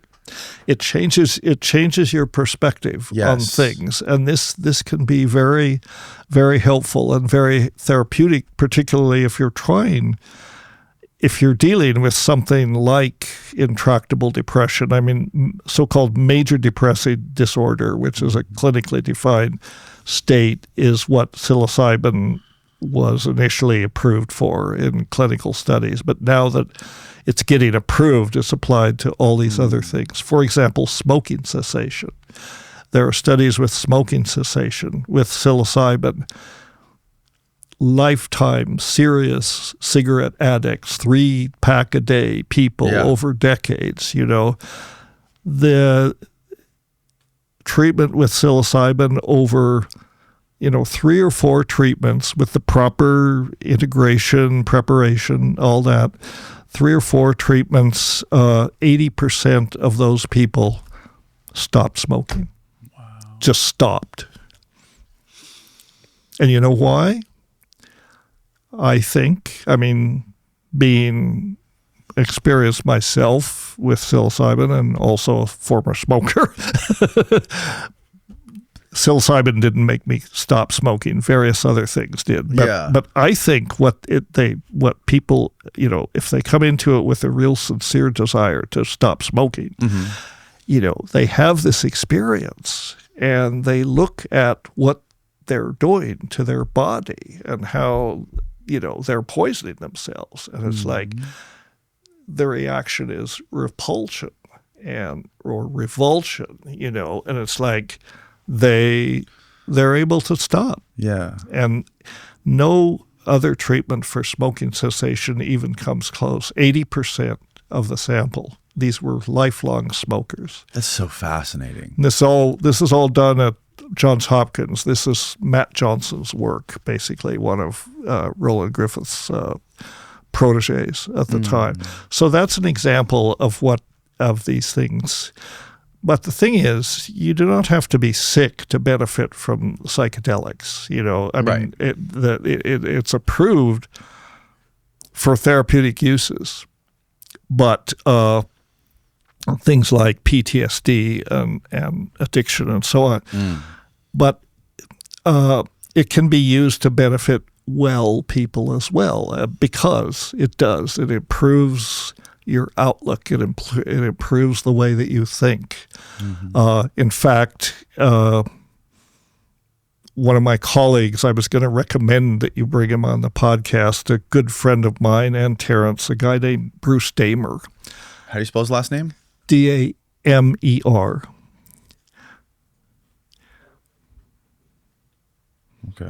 Oh, it's not working. He's an exobiologist. He's an engineer and a biochemist, and he studies exobiology is the study of extraterrestrial life.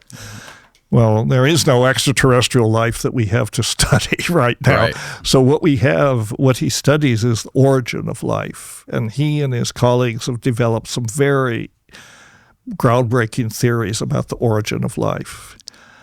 And you can look him up. You can look up his website and all that. But what's interesting is that psychedelics has been very useful to him as a creative tool, effectively as a scientific tool, yes. a tool for thinking about nature and new processes. He's even founded an organization called minds.org, which is he and some colleagues are developing structured protocols to use psychedelics to apply to scientific problems. Because again, it's this ability to step out of your usual reference frame. Yes. You can look at your own problems. You can also look at nature, and you can see things about processes, about natural processes that you miss. One of the things I often say about psychedelics, they bring the background forward. Yes. That's right? a great way of putting it.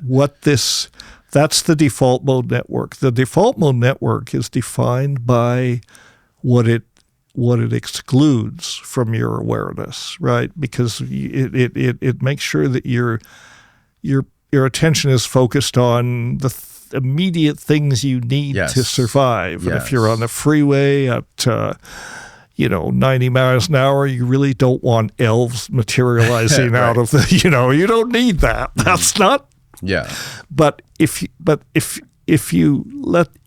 in a controlled state, and this is why the concept of set and setting is so important.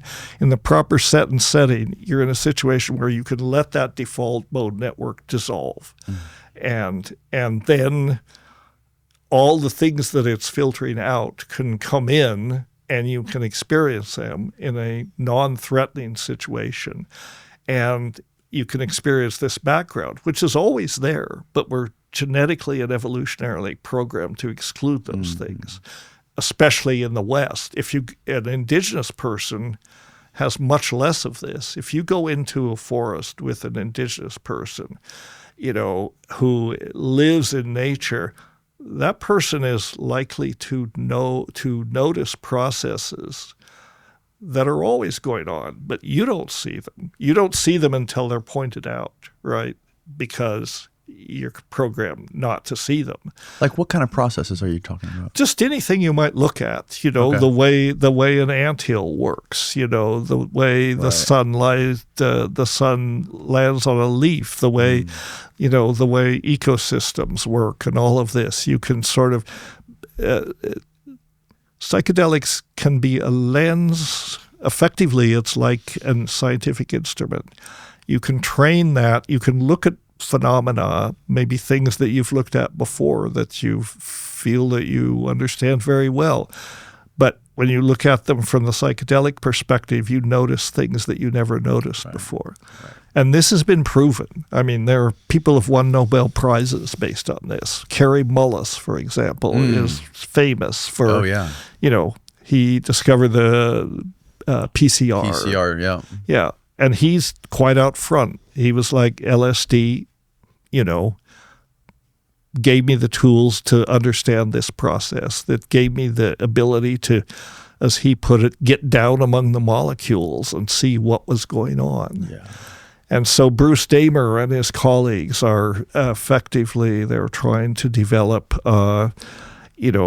structured protocols to use psychedelics for for this kind of thing, for problems in physics, chemistry, mathematics, and so on. All these people are, obviously far gone nerds, but very, very smart people.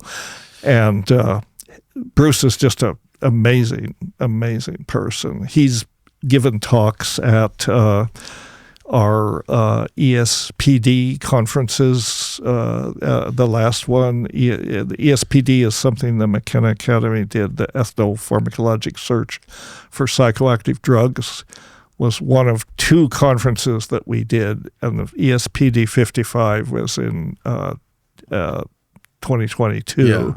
If people go to the website, they can see that. You can listen to Bruce's talk and all the other talks too. You might want to draw that conference to people's attention.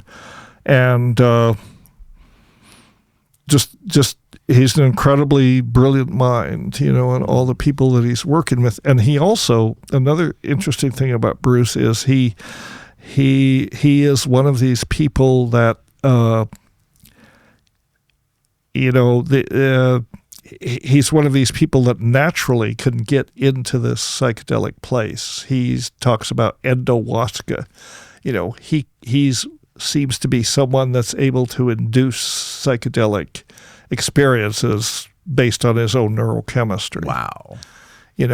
There are people like this. And Yes. he told me that's why I never took psychedelics for so long, because I didn't really want to disrupt this.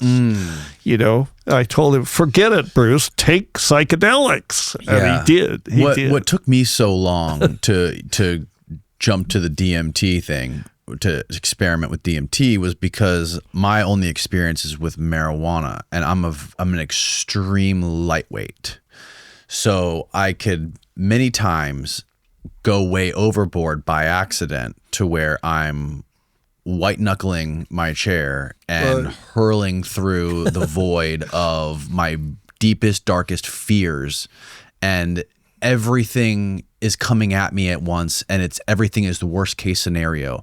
Every worst case scenario I can imagine in my life is all happening to me simultaneously, and it's terrifying. Yeah. And that wasn't the experience with DMT. But going back to that, even though it's so terrifying and my worst fears are creeping in, there's always something positive I can take from it.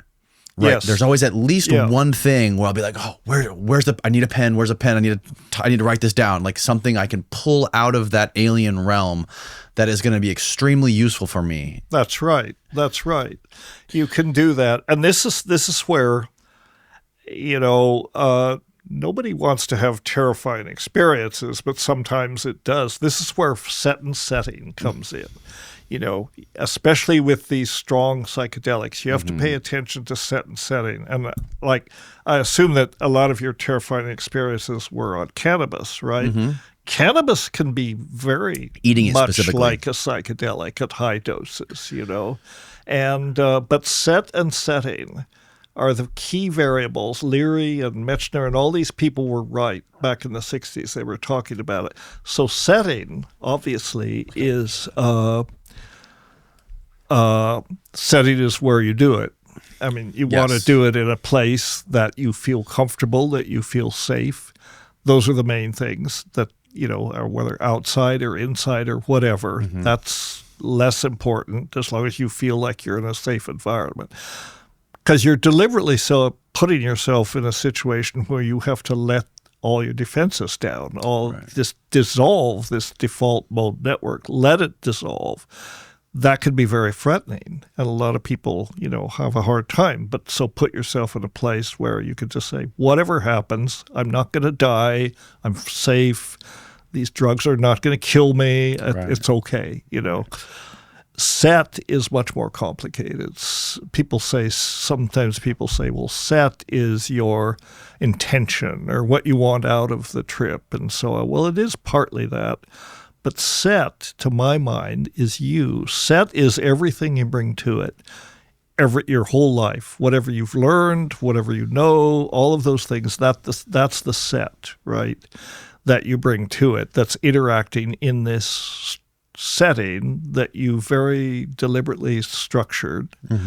And then the other two variables here, which are rarely mentioned, but obviously maybe there should be more. The other two variables, set and setting, but then what is the medicine and what is the dose? Because those things are going to influence it too. Yes. And this is what shamanism is useful for. I mean, in ayahuasca, for example, it's almost always taken in a group. And there's a curandero or a shaman or whatever you want to call that person. They are the person that are structuring this set and setting, structuring the setting, basically, through songs, through blowing smoke, through maybe other types of audio things, other types of things. But basically, they are controlling the setting, so that people can relax into it, and shamans, if they're good. And I hate the word shaman because it's a Siberian word, and the curanderos are not shaman. Curandero is probably a better word, or ayahuasquero. But these people, men and women, if they're experienced, they know how to do this, and they, in this state, they get very tuned in to everyone in the group, almost telepathically. I mean, they can tell if you're having a hard time.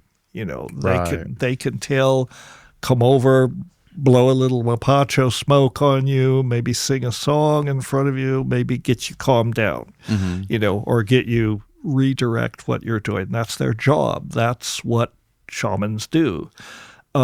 So this idea of taking high amounts of these things, it's good to have somebody like that, or have a therapist. Therapists can do it. I think psychotherapy, like psychedelic psychotherapy, is evolving more toward what shamans do. That's integrating some of those methodologies into. Yeah, you have, then there's like telemedicine shamans now. You can literally like order a shaman to come to your house and do this whole thing with you now. There you go. Right? Like that's a service that people provide now. Right. Here's your Uber call. Yeah. You just get on your app and order your shaman, and you're ready to roll. Yeah, this is all right. This is good. I mean, I think it's good. I think it's good to have, what we used to call a sitter, and sometimes a sitter is enough. A sitter I think may so not too. be a shaman, but maybe just a trusted friend. Yes. Not even necessarily in the same room. But, if you get upset, hey, I'm having a hard time, come in and pat my knee or whatever,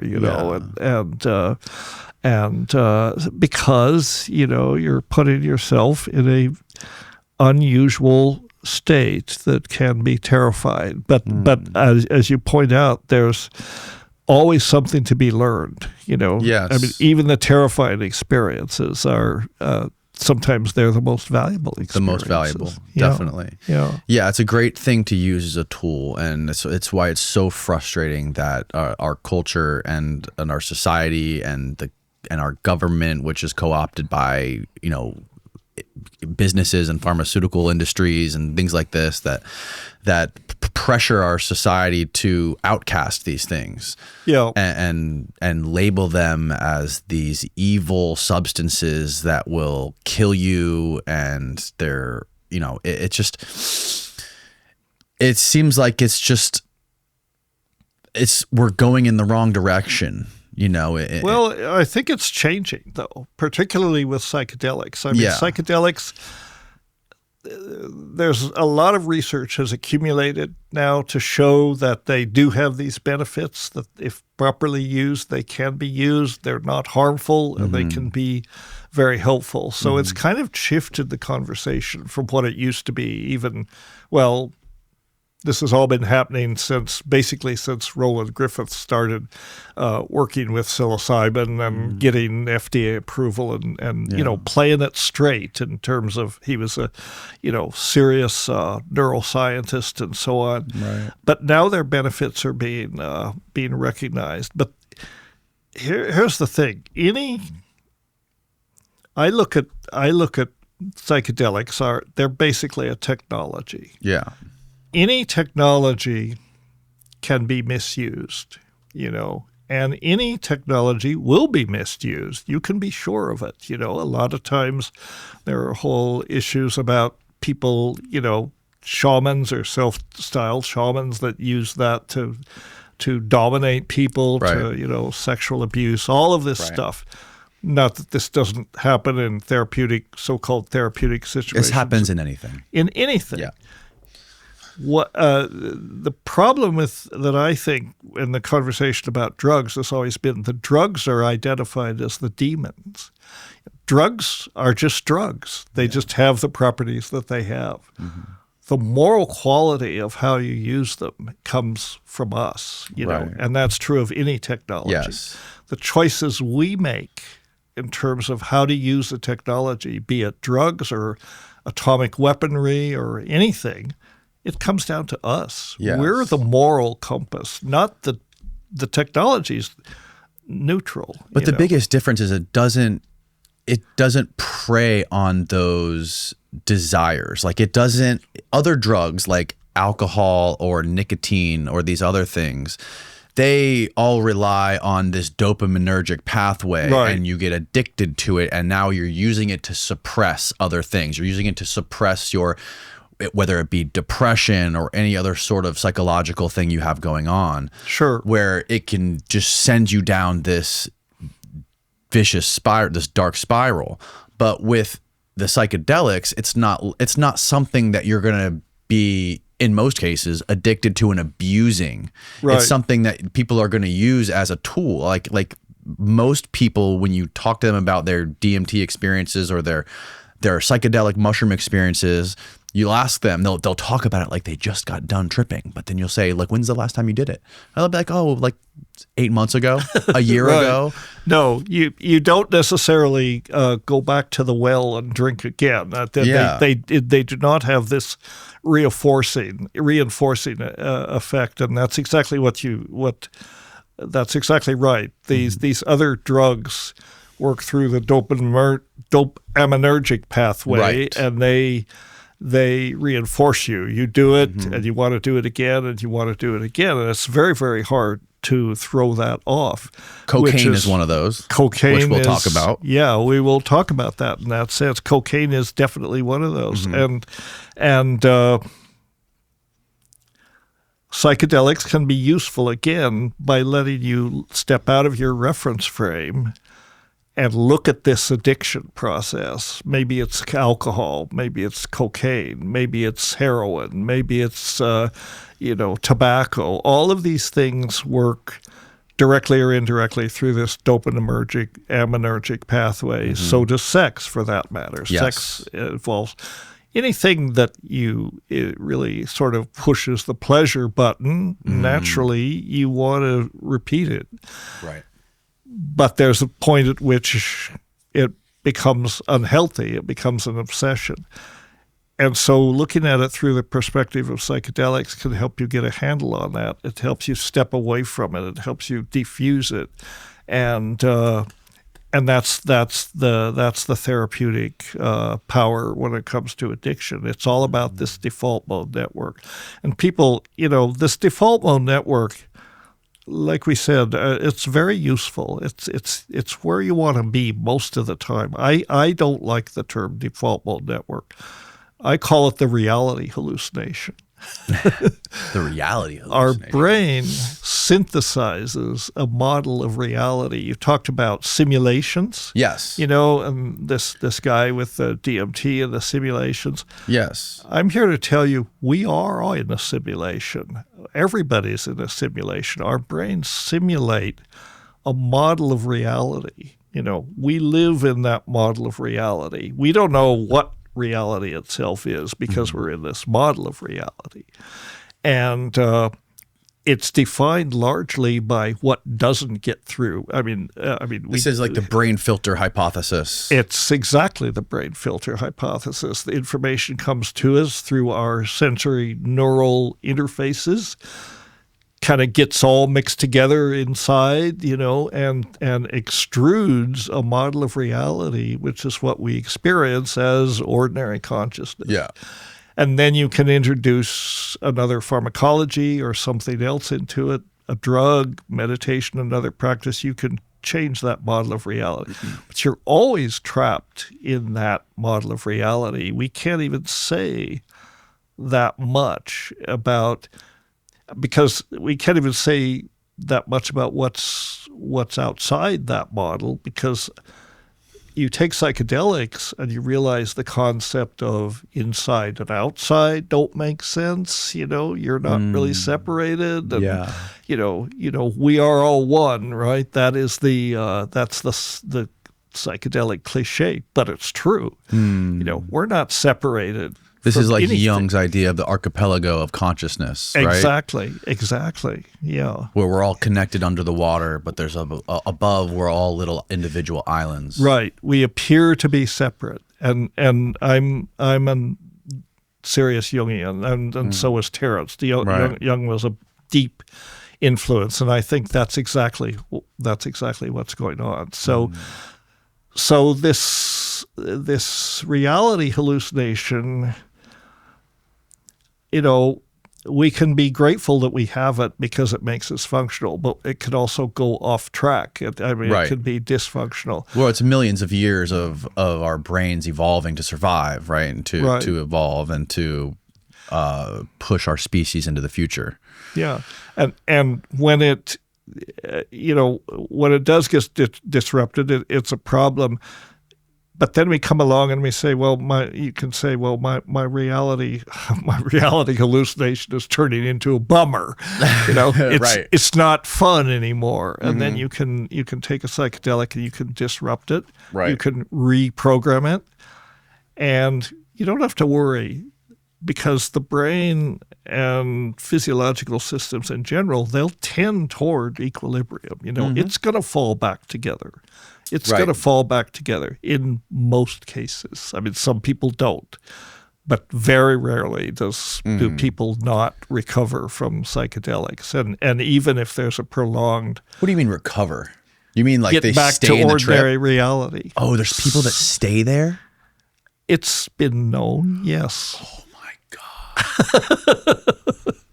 What do they do? Well, they end up in mental hospitals, really? talking to entities that aren't there. This is one of my biggest fears. That's everybody's biggest fear, man. Is it? But often, but it's very rare, for one thing. Even if you have these prolonged states, like my La Chorrera experience. I mean, I was as dissociated from reality as anybody could possibly be. If I was still in that place, people would just say, "Oh, poor Dennis, he just never made it back." Could you imagine? Imagine if you were never able to make it back and articulate what it was. Right. Well, I was scared about it. Right. But it did come back. And the interesting thing, hallucinogen persisting perception disorder. What does it say? Non-psychotic disorder in which a person experiences apparent, lasting, or persistent visual hallucinations or perceptual distortions using drugs. Oh yeah, there's this guy who, his name's Andrew Callahan or something like that. He's a really cool documentary and makes a kind of like run and gun documentaries on YouTube. And he talks about how he experimented with, I think it was LSD when he was really young. I think like in his when he was like 10 or 11, and he still sees these visual hallucinations in his visual field. Like he's not tripping per se, like as you were, right? But he just has the visual part of it. That's one of the symptoms of this, exactly. And that it's probably very happens rare, more when you're a kid, right? When you're young, right? And you don't have the neural mechanisms to reintegrate. Interesting that you mentioned that. You should put the McKenna Academy website back up, because we are having a seminar. We're having a virtual seminar in April on this very topic. It's called, can you go to programs? So this is a virtual seminar that we're doing in April. And this is going to be, this is talking about this, psychedelics and psychosis. right? And spiritual emergencies. If you scroll down, you can see the the people doing it. And it's going to be a very interesting one-day virtual conference. One of our board members, Dr. Ranji Vorgesi, who is a psychiatrist, he has a ketamine clinic, but he's one of our board members. He's going to talk, and then these other people are going to talk, including a couple of curanderos. And all of this was sort of triggered by Lee Kaiser there on the right. Lee's a good friend of mine, and he's done a lot of medicine work with ayahuasca in the Sacred Valley. He's been into it for years. And he has had several of these psychotic interactions as a result of ayahuasca. And psychotic, what do you mean? You're talking about like the psychotic. So we just say prolonged dissociations from reality, whatever they are. Psychosis is such a hard word. But shall we say, he's had a couple of these, and so a lot of it he's going to share his experience. And the indigenous people, Enrique and Loiver, were involved in helping him get straightened out, get back to reality, using their traditional techniques, and they were far more effective than psychiatrists. I had a friend once tell me that he used to take mushrooms all the time. This was a long time ago, and he said when he was tripping too hard, he would just do cocaine, and it would pull him right out of it. That's possible. That's possible. I know that's rather surprising, but it's possible because cocaine is going to focus you. I wouldn't reach for cocaine as necessarily the antidote to psychedelics, but maybe it brought him back to a point where he could, sort of come out of that. When it comes to like the drugs that are legal and illegal and what are banned and what we're not allowed to use and what are only approved for like certain therapies, right? It's just like, it's what people don't realize is we are literally walking bags of drugs. Good point. That we're never we're never in one state. Our state is constantly evolving depending on what chemicals are taking over and the balance. It's just a constant balance of drugs and chemicals in our bodies. That's right. And it's so fun to experiment and offset that balance a little bit and see how if it affects us positively or negatively. That's exactly it. Yes, you touched on a point that I often make. We're made of drugs. Yeah. That's the thing. We are biochemical engines that work on drugs. Neurotransmitters, enzymes, hormones, all of this, we're biochemical engines. Yes.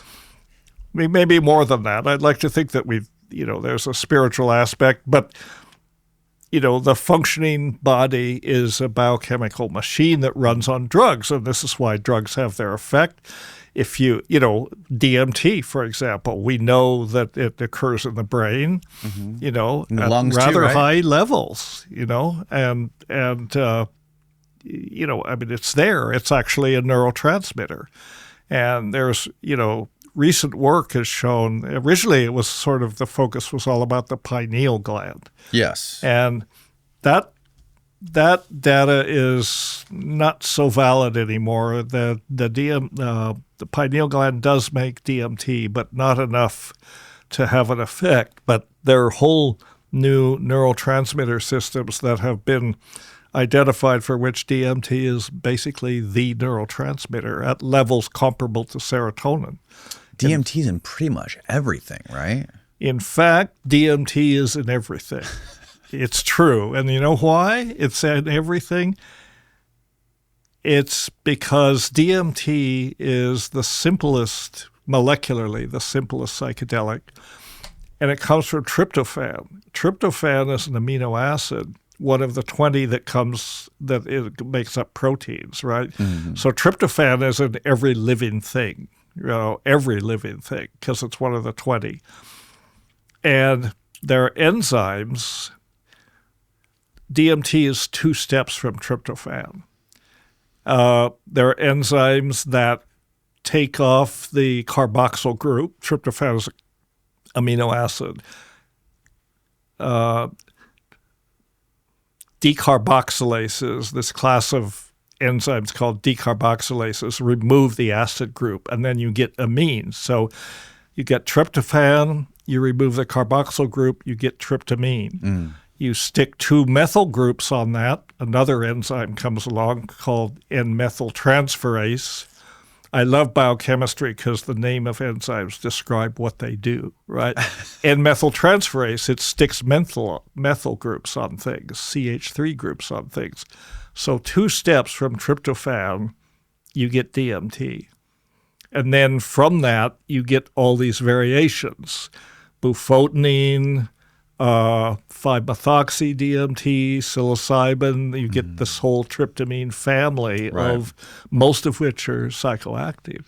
But DMT is the primary hallucinogenic or psychedelic tryptamine, and it's the simplest one. It's not orally active. And actually, you could eat plants that contain DMT, and people do. It's the part of some people's diet, but because they're not taking MAO inhibitors, they never suspect they're taking a hallucinogen. For example, DMT occurs in oranges and lemons and things like that at low levels, but it's there. DMT, I think there are thousands of plants that contain DMT. It's not rare at all. Not all plants express DMT in great quantities, but it's there. And then some do actually produce significant amounts of it, like acacias, for example. Acacia, which is primarily, acacia is about 1,200 genera, or 1,200 species, all through Africa, mostly Australia, concentrated. Some of the most potent sources of DMT and other tryptamines are found in acacias, which ironically happens to be, they're known as wattles in Australia. The wattle is the national tree of Australia. Interesting. There's no record that Aborigines use these things, but they have been there.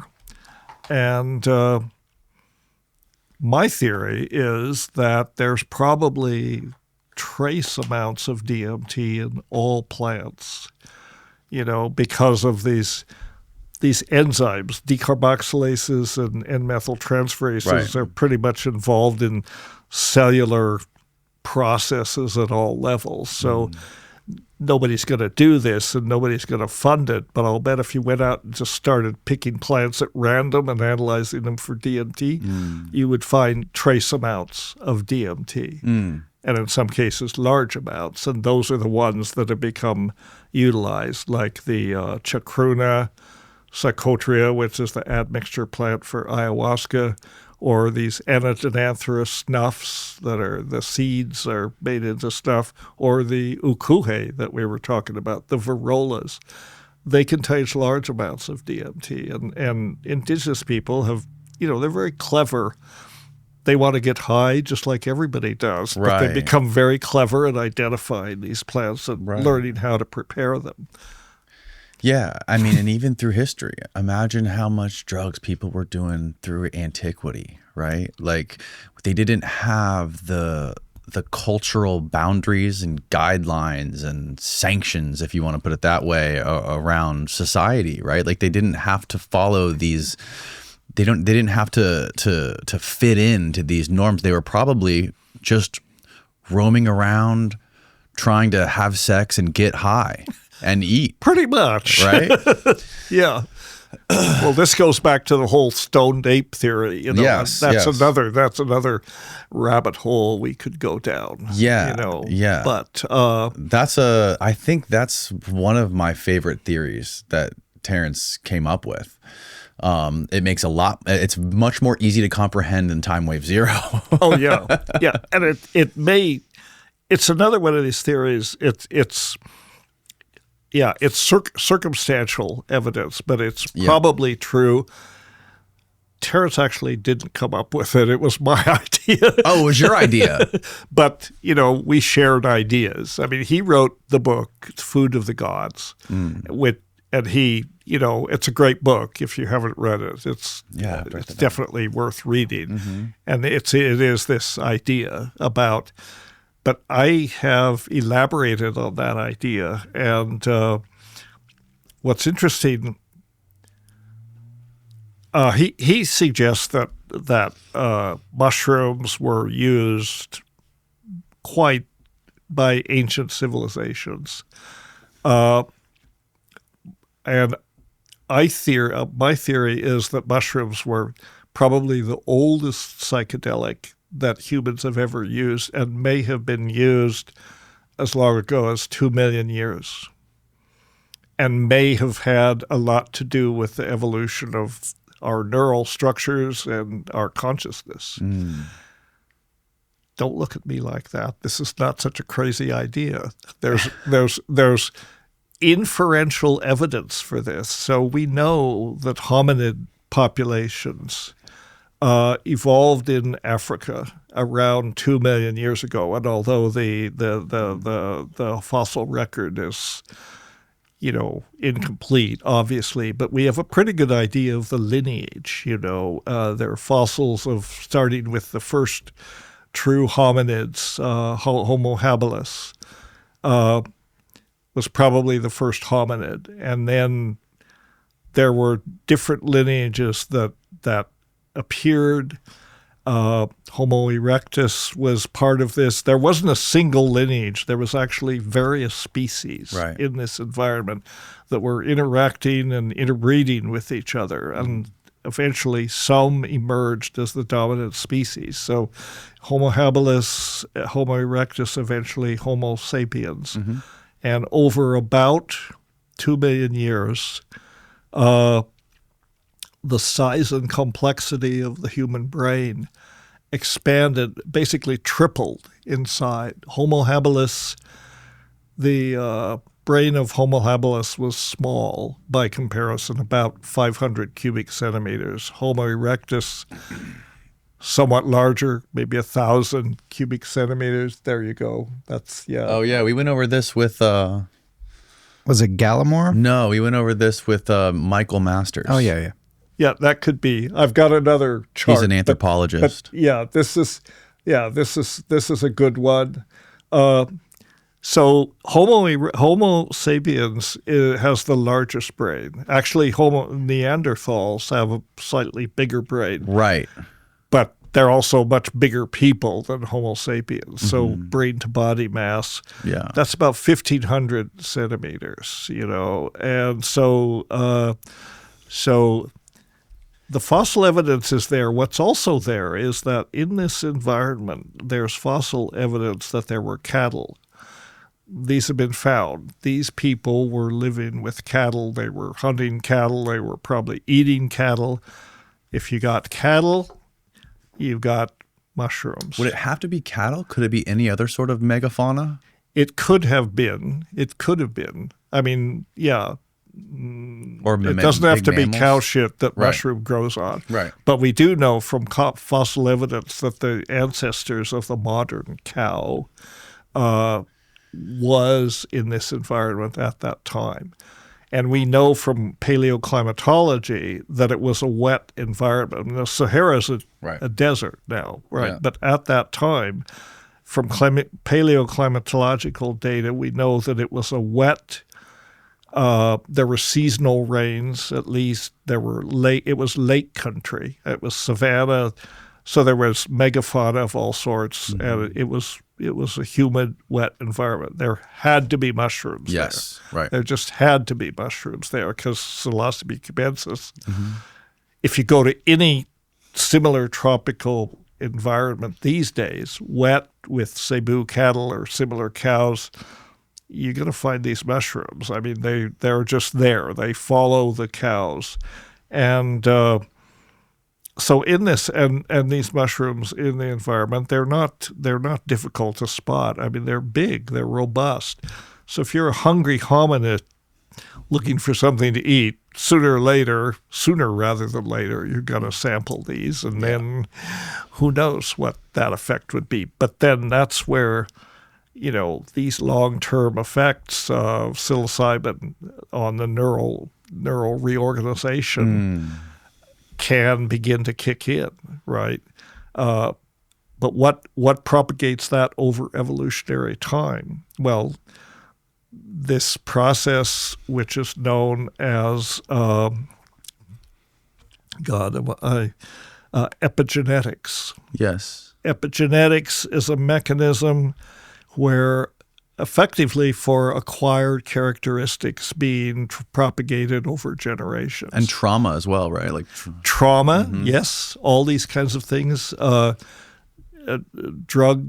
kinds of drugs, other kind of not so good drugs will also propagate. So Lamarckianism used to be was a theory of evolution that was kind of debunked. That was like, well, giraffes have long necks because they're always straining to get the leaves at the top of trees, right? So eventually they got long-necked. There was something to that. It didn't. Eventually, they got long-necked, and there was maybe an environmental influence, a selection. The tallest giraffes got the leaves. That's how natural selection works. But this happens on a more biochemical level, and it has to do with the unwrapping of segments of DNA that are bound up in these bodies called histones in the chromosomes. And under the effect of environmental influences, these inaccessible segments of DNA can be unbound and expressed. And if the neural changes are related to that, the activation of these segments of DNA, then that could actually be propagated across generations. Wow. So that's a plausible mechanism for the stoned ape theory. It's not so crazy. It's like, of course. What else can you think of that would lead to this complexification of the brain, other than the fact that hominids in this environment were extremely, were exposed to all sorts of environmental pressures. But I don't think learning to throw spears better was necessarily enough. But this was something that was part of their diet, and it could have this effect over evolutionary time. I mean, it makes perfect sense. It's one of these theories. It's a plausible theory. How do you prove it? I was going to ask you, is there a way to disprove it? There's no way to disprove it that I can see. Maybe if we had one of those time machines that this guy is going to invent for us, and I would love that. I told you I was totally obsessed with time travel. I'd go back immediately to, the Serengeti Plain a couple of years ago and see what the hell was going on. Have you ever heard of the Extratempestrial Model? No. There's a biological anthropologist named Michael Masters who came up with this theory, and he got into anthropology because he was obsessed with UFOs when he was a kid and the little gray aliens. And basically, what the extratempestrial model is that what we know of as the little gray alien figures that we see with the small, skinny, spindly bodies and the big heads are not creatures from another planet or another solar system. They are future humans. And there's this phenomena in evolution called pedomorphism. And essentially what pedomorphism is that if you go back in time and you look at the offspring of primates, the offspring of primates look like their future descendants. So like if you pull up a picture of like a young primate, it's kind of like like right there. It's got a head more proportionate to the body of us today. And if you look at a fully grown, an adult primate, it's got that head with a forward protruding jaw, a slanted forehead, and a much bigger body. Right. So neoteny, it's called also. Right? Yes. Yeah. Exactly. So like if you look at our children today, they look like what these little gray aliens kind of look. They look more like what these little gray aliens look like that we see in the movies, right? Or if you look at like John Mack's, all the studies that he did on people with abduction experiences. So his idea is that those are humans that have evolved hundreds of thousands, if not millions of years into the future. And what they're doing is they're coming back in these time machines. These flying saucers are essentially time machines coming back to repopulate future humanity in the future. So if there was some sort of big cataclysmic event in the future, like a global thermonuclear war or some sort of climate catastrophe or a cosmic catastrophe that happened, and there was a bottleneck in humanity and in civilization, they would want to come back to sort of extract DNA from their ancestors to repopulate themselves back into the future, which would explain John Mack's Professor John Mack from Harvard. He was the guy, I'm sure you're familiar with him, famous psychiatrist. Yeah. When there was a vast majority of those cases involved the extraction of eggs and sperm from these people that were experiencing these alien abductions, whether that was happening in reality or whether that was happening in their heads, we don't know. But he said that would explain, that's a hypothesis for that. And another way he uses to bolster this idea is that why would like all of these alien sightings, these UFO sightings around the world have ties to these communications of save the planet, be aware of technology can destroy you. So why would a future civilization, or why would a civilization from a completely separate galaxy care about preserving us? Like what stakes would they have in our planet? Well, if we were their ancestors, they would Right. care. They would have a stake in this planet, and they would want to protect humanity and protect the planet, right? Because it would have directly affect them in hundreds of thousands of years into the future. So, and then that combined with the fact that we are so rare as bipedal hominids that have figured out technology to the point where we can escape the planet. Right. Like out of all of the cataloged species, I think there's over 2 million cataloged species on Earth. And out of that 2 million, 20 of them are hominids. Right. Out of the 20 hominids, there's one of them which figured out technology. And built invented rockets, language and So all of that. So us, out of all the species on this Earth that's bursting with life and biology, we're 0.0001% of the living creatures on this Earth. So think about just how rare we are on this one planet that's in this Goldilocks zone that is filled with life. And all of the other Goldilocks planets that we found they don't have the same gravity. They don't have the same atmosphere.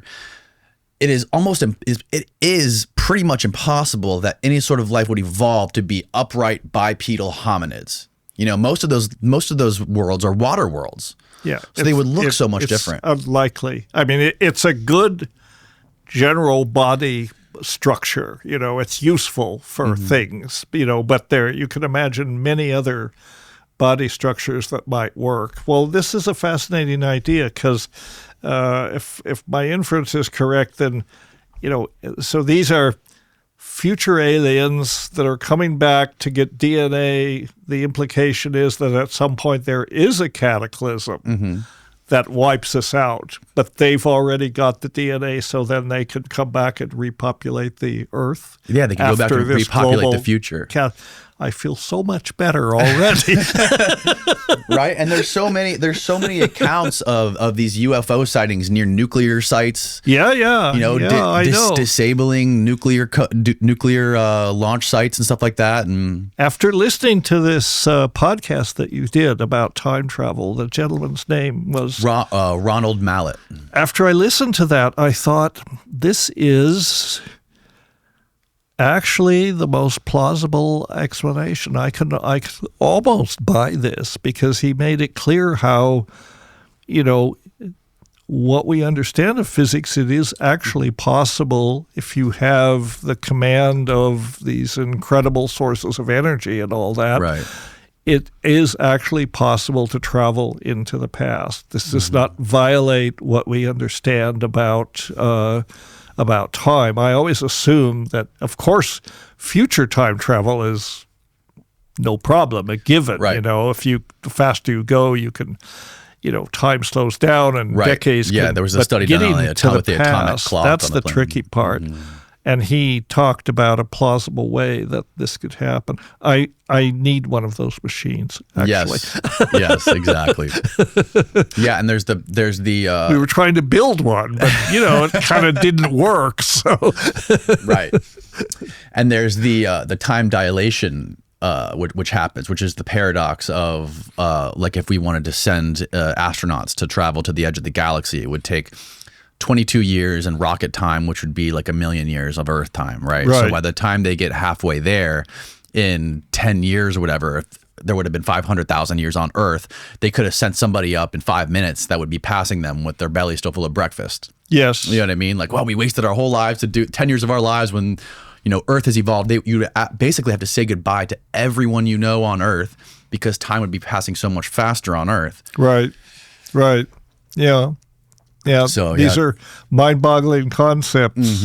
Yeah, but let's take it down to Earth. Let's talk about plants. Let's talk about back to drugs. Have you? I'm sure you've read The Road to Eleusis with of course Carl Ruck and Albert Hoffman and Gordon Wasson. Right. And Brian Murarescu's book Immortality Key. That's the new one. That he wrote based off that. Kind of comes next. I'm familiar with all that. Yeah, and it's just these cultures in ancient times, and the Greeks and the Romans were just doing. There's another book called The Chemical Muse, which is really good. Which was a book wrote all about Galen.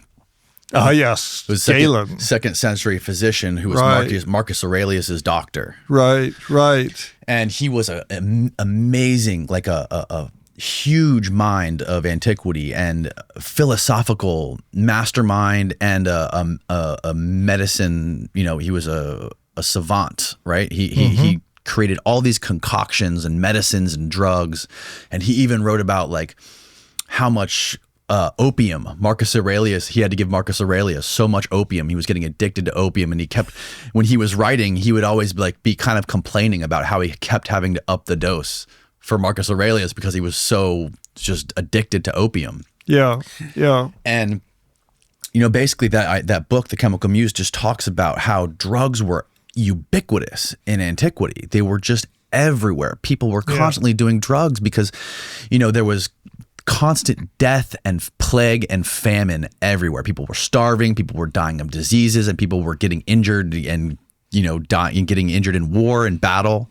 So drugs were just a part of everyday life, and they didn't distinguish the difference between medicinal and recreational. Right. And really there isn't. I mean, many of these drugs were psychoactive. Very interesting that you should mention Galen, because Galen was one of the first more or less modern pharmacologists. In some ways, he was a phytochemist and he was a pharmacologist, and he was mucking around with all these formulations, combinations of drugs and extractions and preparations. This is very interesting that you bring this up, because this actually segues very smoothly into the topic that I am going to talk about at this coca conference that we're organizing.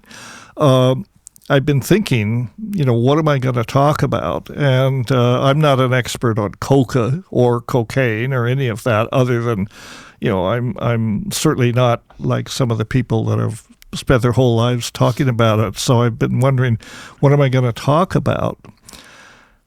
And what I'm going to talk about at the coca conference is, and this is just still being formulated in my mind, I'm going to talk about the re-emergence of spirit into medicine, right? Back in the day when Galen and Paracelsus and all these people. Paracelsus was another amazing figure, very modern ideas about pharmacology and drugs. He was the one that articulated the idea that dose was important. He said there is no drug that is not a poison. It's the dose that makes a difference. So all these people were making extracts and doing different things, and they were pulling extracts out and that sort of thing. In fact, early distillation technology of fermented fruits and that sort of thing. You could ferment fruits and get wine and beers, but then there were people trying to, concentrate those using primitive distillation techniques. And their understanding of these medicines, it was not about chemistry. It was that they were infused with a certain spiritual essence, in fact, an intelligence, in fact, spirits. And the word spirits, we talked about distilled spirits. That goes back to an age when they were actually trying to take the spirit out of the plant and concentrate it. That's what the concept was, distilled spirits, right? So there was, people have always mucked around with plants and tried different combinations and so on. And you can look at this at the history of the more recent history of ayahuasca. If you look at some of our ESPD talks, and dose, it's interesting you bring up dose too, because what you say about poisons, because they also took poisons like viper venoms. Yeah, they took all kinds of poisons, and these venoms are now being recognized as these death tiny bringers. amount. They're therapeutic. So So they were doing this, and there was alchemy, and there was all this herbalism, and the plants were understood to be effectively intelligent entities that people were in partner with. They had spirit. They were, the idea of a life force, and but then there was a important. I don't know if we call it a milestone, but at the beginning of the 19th century, there was a German pharmacist named Sertiner who isolated morphine from the opium poppy for the first time. Morphine in a pure form, isolated morphine. And morphine had most of the properties of opium. It was an analgesic. You could get addicted on it. It caused euphoria and so on. But it was clearly not alive, right? It was not a spirit. It was a crystal, And so that led to, in some ways, that was the first step. It was an alkaloid, right? Like so many of these medicines are. And because it's an alkaloid, it could be easily isolated in a pure form, using techniques we think of as pretty primitive chemistry, but you could isolate it and crystallize it. And the first time that was done, it was done with morphine. And it had all the properties. So it was the beginning of this shift in understanding. During the 19th century, in my lectures, I sometimes say the 19th century was the age of alkaloids. It was the first beginning of modern phytotherapy, pharmacotherapy, based on pure compounds.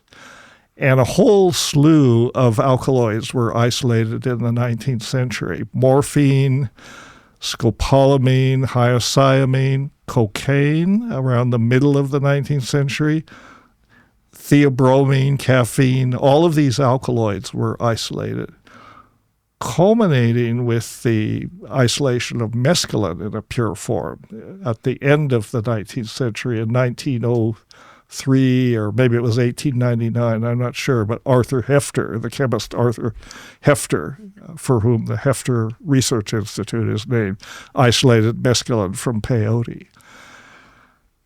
So the concept that always before therapy with plants was understood to be a symbiosis, a symbiotic alliance between these plants that were intelligent entities that had their own agency, obviously had active compounds, but were understood to be in some ways very much participating in this spiritual process of healing that we call medicine or we call herbalism, you know.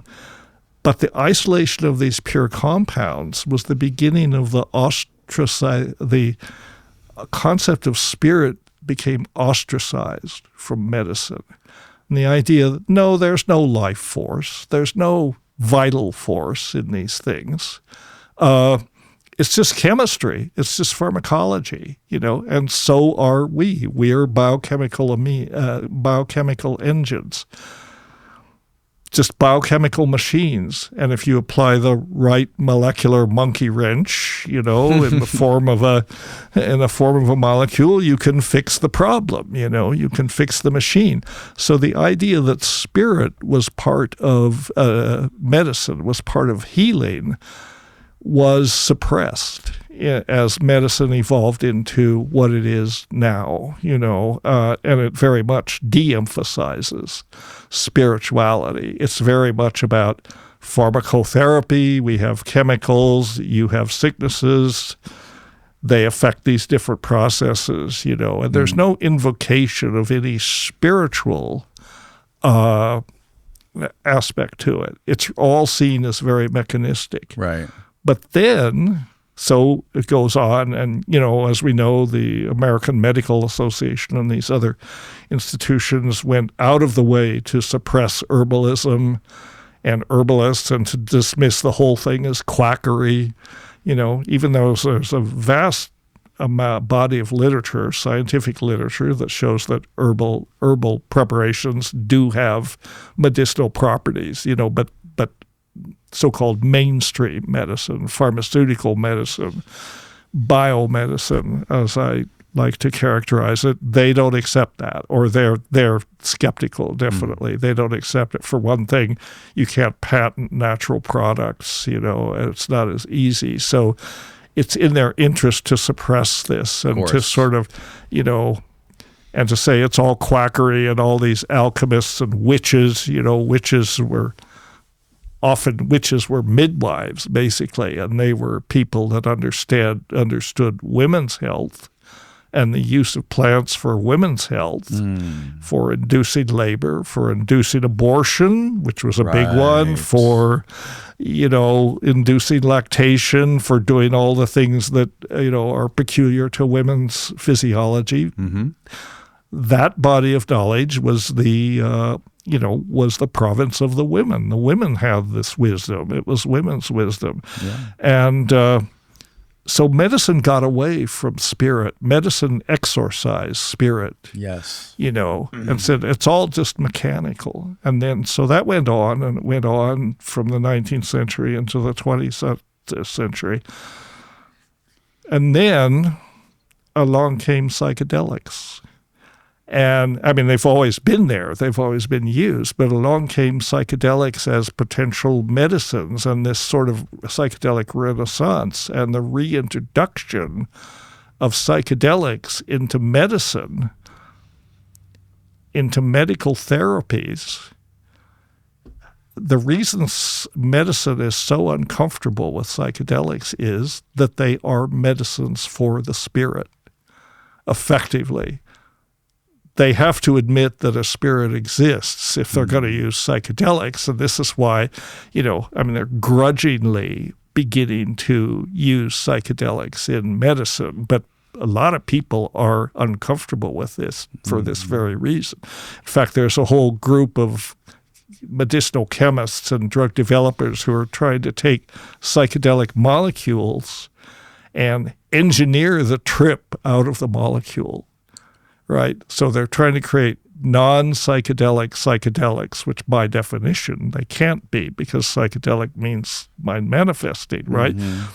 You have to admit that the mind exists. The mind and the spirit may be the same thing. So these non-psychedelics, the thinking is, well, if you just tweak these receptors and you tweak these changes that the psychedelic produces without ever having an experience, it'll be fine. You don't have to suffer all that terror, all that trauma, all that catharsis that you have to go through when you take a psychedelic therapy session.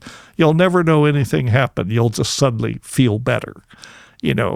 This is bullshit, in my opinion. I think that you cannot dissociate the psychedelic experience from the therapeutic effect. I think these people trying to develop non-psychedelic psychedelics are seriously deluded and misguided. And so psychedelics have come back into medicine, and it's changing the perception, because in order to develop therapies that are appropriate to use psychedelics, they have to change their models, right? And drug development, drug approval, it's all so far been based on the placebo-controlled, double-blind clinical trial. That's the structure, right? And you know how that works. So you have a placebo, you have an active drug. The doctor and the patients don't know who's getting what, until the blind is removed. And is there an effect, or is it just placebo? Is there a real effect? And this is the approach they take to this thing. When it comes to psychedelics, you cannot really apply that method. You can't develop a placebo-controlled. How do you develop a placebo for something like psilocybin? Right. The joke, the cartoon that you may have seen is, they're in a clinic and, half the people are dancing around and rolling on the floor, and there's a couple sitting on the couch, and he looks at the woman and he says, I'm guessing we got the placebo. Yeah. Right. Yes. And this is true. Yeah. And and this is important because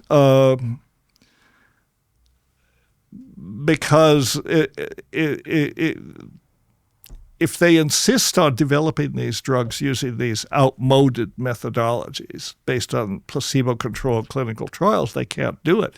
MDMA went down in flames for exactly this reason, right? The company that MAPS formed, Lycos, to bring MDMA to the market, had they're like $50 million involved in this, and they did clinical trials with MDMA for trauma, and it was very effective.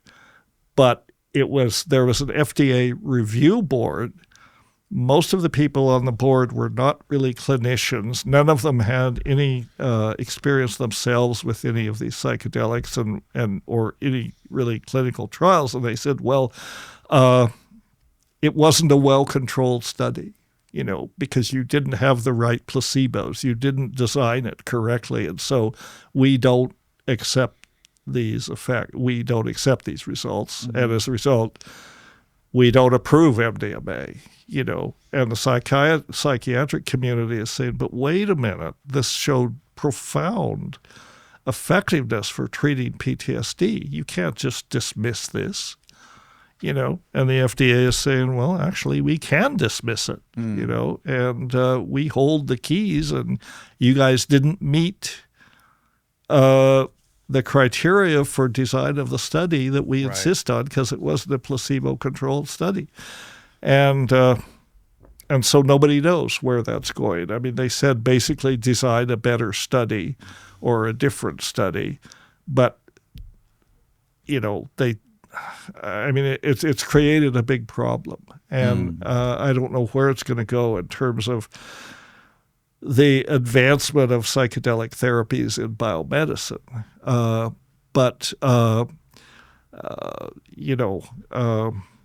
It may be that psychedelics will not go anywhere because of this insistence, because the whole pharmaceutical industrial complex is so rigid in the way that they regard this. Yeah. So we'll see. anyway, to bring it back to coca again, what I wanted to, the point I want to make when I deliver my talk is that coca is a good example of, cocaine was isolated from coca, and it's one of these pure compounds that has many of the properties, but not all of the properties of coca. But that's been the fixation, and it's caused so much damage, on the geopolitically, socially, everything else. I mean, not only is it a toxic, harmful drug, but the political impact it's had has been tremendous. Oh yeah, tremendously negative. The drug cartels who control the production and distribution of cocaine. Basically, these indigenous families or families of farmers that cultivate coca, they just go and they just say, well, you're working for us now. Mm-hmm. They don't want to work for them, but they just say, you're working for us. Mm-hmm. And if you don't work for us, we'll kill you. Mm. And then they kill a few of them to set an example, and then the whole cartel thing controls the production of cocaine. Right. If cocaine were legalized, it would be worthless. It would not be. Cocaine is not an expensive compound. You can make it for pennies. You can extract it. If it were not a controlled substance, it would not be a valuable compound. I mean, if you had, if caffeine were declared illegal tomorrow, you'd see many of the same things go on. Well, not only that, but it wouldn't be killing people because it would have to be regulated and made safely. And exactly. You wouldn't have all these people dying from cocaine laced with other things like fentanyl, and it would be a much safer. It would be much safer, drug. And you could go to a pharmacy and you could buy it. If you wanted to use cocaine, you could just buy it. Right. People could use it. It wouldn't have the glamour. It wouldn't be the romantic thing that it is, but it wouldn't have the glamour, and these people would just be, sort of viewed as kind of, pathetic drug addicts. But okay, if they like it, let them buy it, few bucks, and let the rest of the world use coca. And coca is a wonderful plant. It has many benefits besides most of the coca preparations that are used have very small amounts of cocaine. It's a mild stimulant. It's about as toxic as green tea, and it's used. It has very good nutritional properties.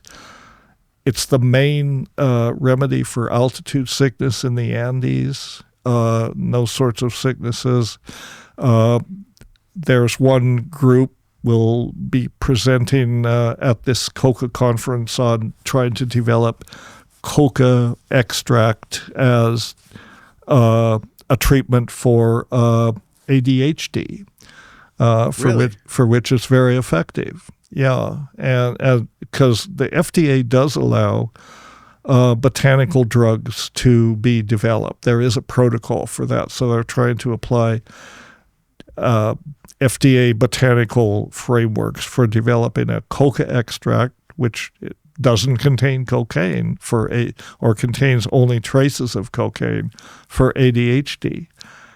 And many other things coca is useful for, and all sorts of products are being developed from, non-cocaine coca-derived products. And that's a lot of what this conference is about, to talk about this, to neutralize the cartels, basically create alternative markets for coca, so these farmers will have a place to sell their coca.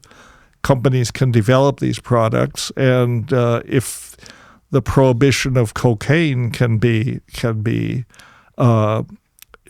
ended, then the cartels will not have a market, and their whole grip on this whole thing geopolitically will fall apart.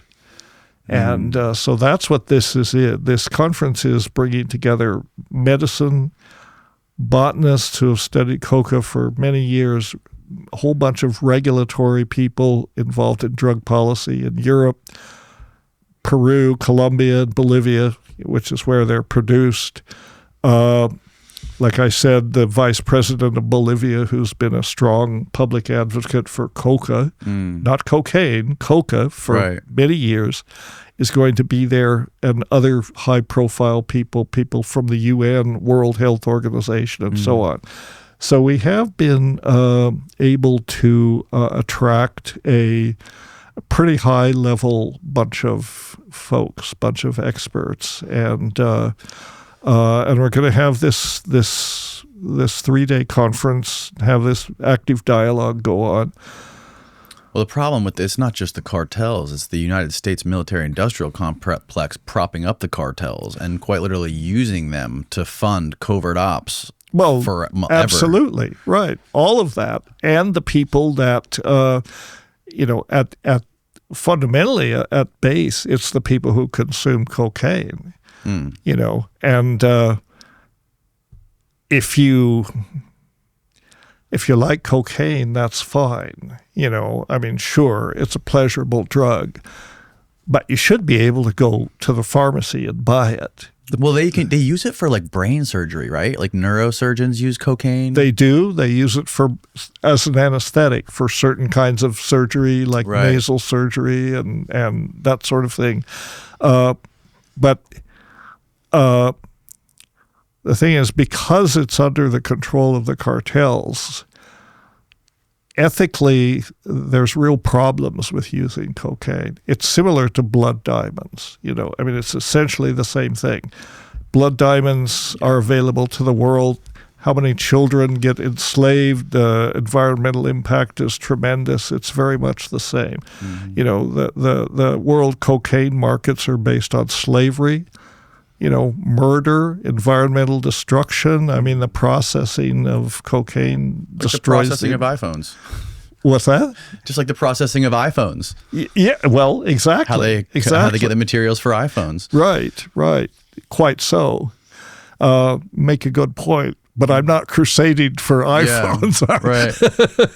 Well, so the idea is, if we can have this conference and shift the conversation and point out the ethical conundrum of consuming cocaine, and the problems that create, because that just ripples through, governments. Governments are corrupt, institutions are corrupt, people are corrupt, and and basically the poor farmers who are at the base of all this are exploited. They don't have a lot of choice, So the idea with this conference is we want to have this conversation and see if we can begin to move the regulatory frameworks toward more rational, toward the liberation of non-cocaine coca products, as well as the change in the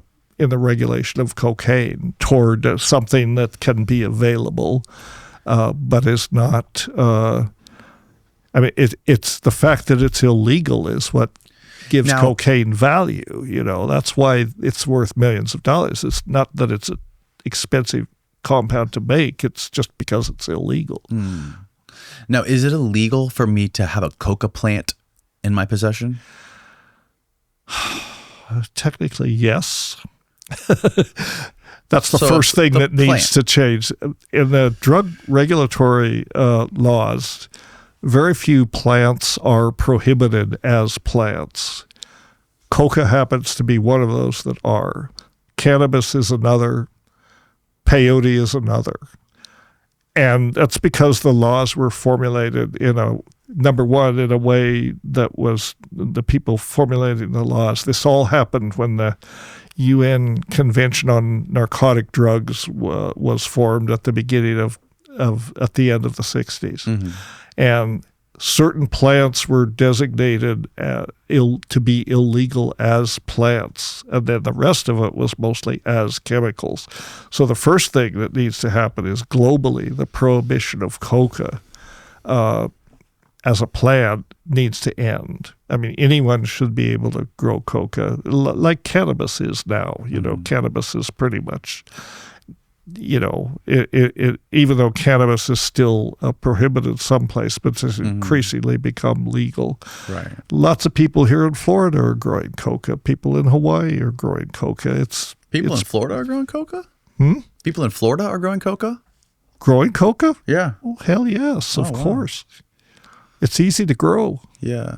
Well, I mean, it also, like, I've seen the documentaries.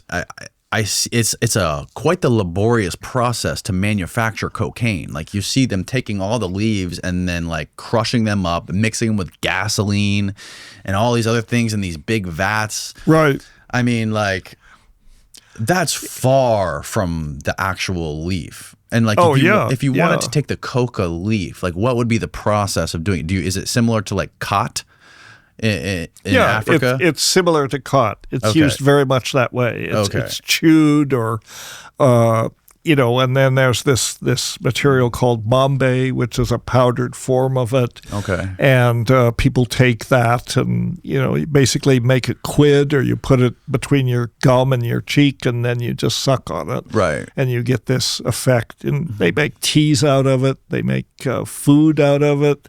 They make all kinds of things, and they're going to be talking about all this. You should put the web Coca page conference up there so see people can look at it. And where is the conference going to happen?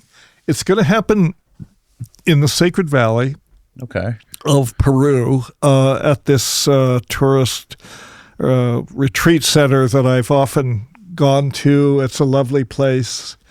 And the Sacred Valley is kind of the center of the Andean coca traditions. Coca is at the center of the Andean both medicine and cosmovision, if you will. I mean, to them, it's a sacred plant. And so it's appropriate to do it there.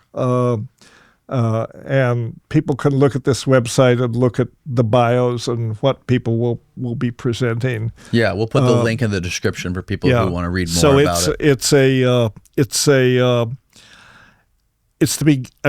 not that we're the only policy discussion going on this. Other people are beginning to wake up. There have been meetings at the World Health Organization and the UN recently. Wade Davis is one of the chief organizers in this conference, and because of who he is, he's very recognized as a public advocate for more sane, regulation of coca. So he's been at a couple of meetings at the UN and World Health Organization, and these global organizations are beginning to wake up to the fact that, well, what we've got now is not working. The global prohibition of coca is creating more problems than anything else because of the cartels. So, and the more effort goes into prohibiting coca and controlling the supply, this all benefits the cartels. The last people that want to see coca legalized are the cartels. Right. Because their business goes down the tubes if that's done, and they're done. So why am I doing this? Well, I am doing it because I'm an ethnobotanist, and I'm interested basically in useful plants. That's what it comes down to. Right. And coca is a plant that has been demonized and stigmatized because it's the source of cocaine for so long. So people say, well, it is this evil plant.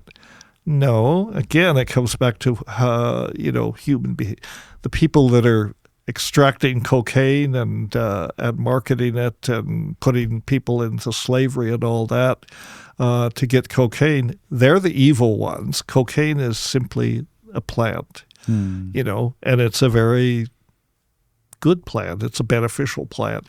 So I'm not an expert on cocaine. I'm not my expertise in ethnobotany is basically ayahuasca. That's what I've done most of my work on. Right. But I'm interested generally in preserving biodiversity, preserving indigenous knowledge about plants, and preserving the plants. And so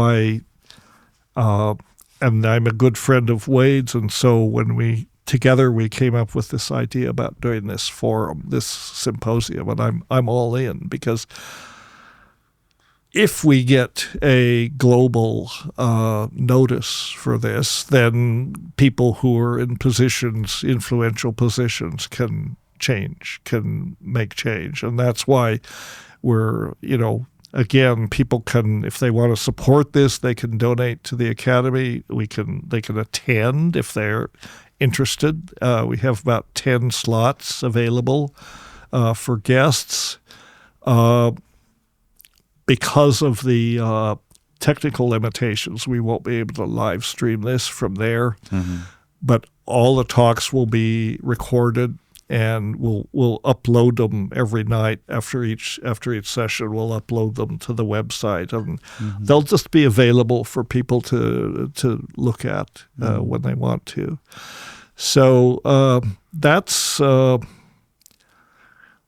latest obsession, I guess amazing. You could say. That's amazing. Is the coca. No, that's interesting. I saw that also you emailed me a paper recently that was in PubMed. It was a scientific paper that just was it recent about coca? Yes. And yes. what was the study that was going on there? Steve, I emailed that to you earlier. You'll have that. Yeah, I emailed it, and it's good that you raised it. I emailed it. It was a small study because there's this big problem, obviously, with cocaine addiction, right? And a lot of people are addicted to cocaine, and it's very hard to. But it turns out the best remedy for cocaine addiction is coca. Huh. And it makes sense, right? It's sort of like methadone is to heroin, I mean, it's a different compound, but a simple extract of coca, people can chew it or take it as mambe or even a tea. This is mostly going on in South America because, of course, a lot of cocaine addiction associated with producing coca. A lot of people are addicted to what's called pasta, which is the semi-pure form of coca. Effectively, it's crack cocaine. It's a smokable form halfway through the purification process. So they have a huge problem with cocaine addiction in Bolivia and Peru and these producing countries. And there are some doctors there that are conducting research, and it turns out that coca, unrefined coca, is a good remedy for cocaine addiction. Oh, wow. That's amazing. Similar to the way that, nicotine patches and nicotine chewing gum can help people get off cigarettes. Same thing exactly. Same idea. Yeah, that makes a lot of sense. Yeah. Okay. Perfect. Yeah. I'll link this below so people could. That conference is happening in just a few weeks in the beginning of February. Yeah, the conference will be February 3 to 7th, and then following that, actually in Cusco, we're going to have a mini. We're going to have an event at the end of the conference. People are going to go to Cusco, and we're going to. This is mainly for the conference attendees. We're going to show an amazing film about coca that this anthropologist made in Cusco. And we may get another speaker to talk about Cusco. We're trying to give something back to the community because we've organized this conference. Yeah. It's too expensive for most of the people who live in the Sacred Valley to come, so we're trying to open it up in a way to the community. On the 8th of February, after the conference, we're going to do a mini film festival at this place called Zapiri, which is a shop in Cusco run by a British fellow that I know well. I've done events with him. It's called Zapiri Ground, and we're going to show this coca movie, which is called Kuku Sarai. I'm not sure I'm saying it, about the Karo people, about how they use coca. We're going to show the McKenna's Academy movie Biognosis. The subtitle is Bridges to Ancestral Wisdom. we're going to show another couple of films. So it'll be like an afternoon film festival. We're going to show the person that is filming the conference for us and doing a lot of the background work is a gentleman named Louis Solarat, who is really a gifted filmmaker. He used to be Brian Rose's producer. Okay. But he's been living in Peru ever since the pandemic, and he's made a couple of amazing films, one of which is called Psychedelic Pandemic, about his experience being in Peru when the pandemic came. He went to Iquitos to take ayahuasca, and he went to this retreat center, and he figured he was going to be there a couple of weeks and then go back home. And then the COVID pandemic came down and the country was locked down. So his stay there extended from 2 weeks to 5 years. He's still there. Oh, wow. And he's loving it. I'm not leaving. Yeah, he's still making amazing films. So we're gonna show Psychedelic Pandemic, and he's made this other really interesting film called Ariana's Garden, which is about this young girl. And it's basically a fiction. It's a short film, but it's about this young girl who has a personal relationship with the plants, and she talks to the plants, right? And her grandmother or somebody like that in the family is ill. And, they want to take the grandmother to Lima for treatment, and they're poor and they can't do it, and so Ariana, goes into the garden and finds the plants to cure the mother. And it's a very touching film. So we're going to show that, and That's amazing. yeah. Sorry, was there something else you wanted to say? Well, I was going to say, so that segues into the biognosis. Could we talk about that a little of course. bit? Okay, so under programs, this is a story as well. Okay. I have lots of stories. Are we doing okay? Herbarium. In terms of, this is about the herbarium. Oh, okay. Yeah. Yes. Are we going over time limits? No, there's no, we don't have a time limit. I've totally lost track of We're time. good. We're like 3 hours in right now. So we can go as long as we want. You don't care. You could go all day. I could go all day. Would people listen all day? Of course they would. I don't know. But yeah, so biognosis is a project that we've been working on for, depending on when you start counting. I worked in my career, I worked very closely with this gentleman in Iquitos named Juan Ruiz, who was the curator of the herbarium at the university there. And I've known him for 50 years. We worked together. I came as a graduate student in 1981.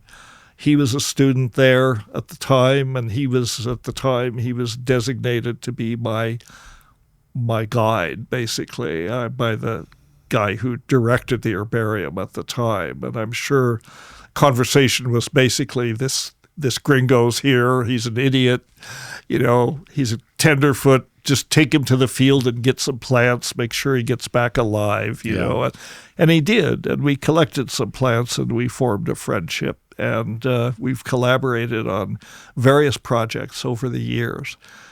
Juan is an amazing person. He is a scientist. He's a trained botanist, but he's also a medicine man. He understands the use of these plants, and he grew up in Iquitos, so he knows the communities and the communities around there on the rivers and so on. None of it's written down. And it's all in his head. So partly this plan, if you can scroll up, there's a description of it. We have various aspects, various elements of this. What we want to do is make documentaries about this herbarium, which we have made, this biognosis film. It's about a 30-minute film is basically about the herbarium and what is being lost, the importance of the herbarium. What does that word mean, herbarium? What does the word mean, herbarium? Are there the word? herb? Yeah, the word herbarium. Herbarium is like a library of dried plant specimens. Okay. That's what it is, basically. And the podcast I sent you Yes. from what's the podcast? In Defense of Plants. That fellow is the director of the herbarium at the Missouri Botanical Garden. Okay. And the reason it blew my mind when I stumbled on that is the Missouri Botanical Garden has a very close relationship to this herbarium in Iquitos. One of their chief botanists at the time, Al Gentry, collected out of the UNAP herbarium at the University Nacional Amazonia Peruana in Iquitos. He collected out of there. So when I was looking for something else and saw this podcast, I thought, this is an amazing connection. I'm going to get in touch with him, see if we can initiate a collaboration, because what we want to do is save this herbarium. And we want to start by digitizing the specimens there. And like the Missouri Botanical Garden, the specimens, there's like 3 million specimens there.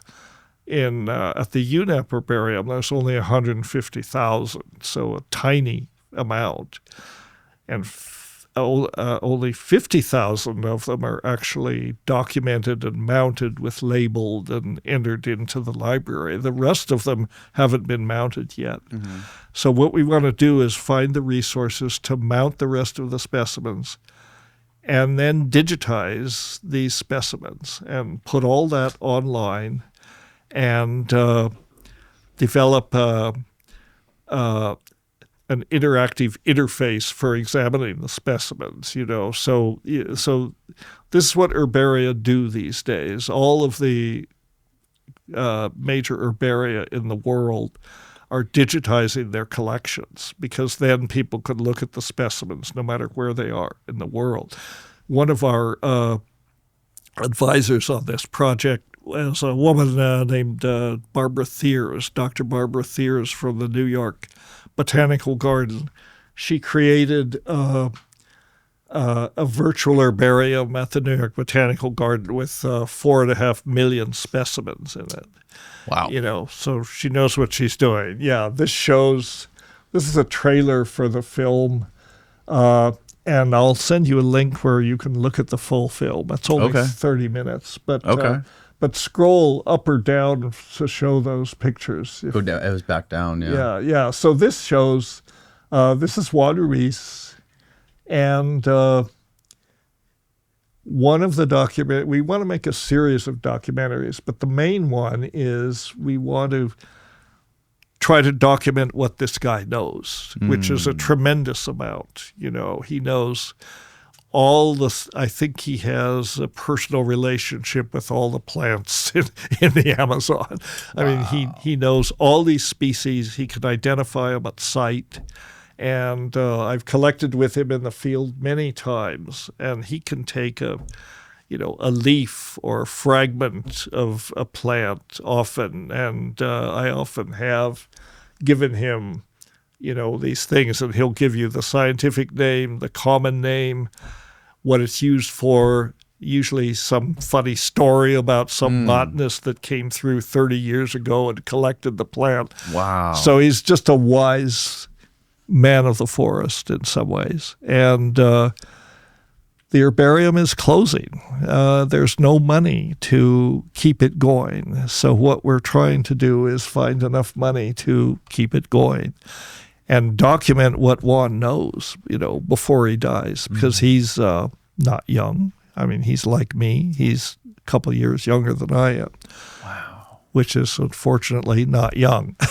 Right. But so through this, we want to create a interactive interface to these collections so that rather than going to the website and just looking at a bunch of specimens, which is fine. If you're a botanist, that's what you want. You want to just be able to get to them, but we want to make a AR, AI, and VR-driven interface for these things. We want to create a virtual reality interface so that instead of just looking at a bunch of specimens, you're actually looking at a virtual representation of the rainforest.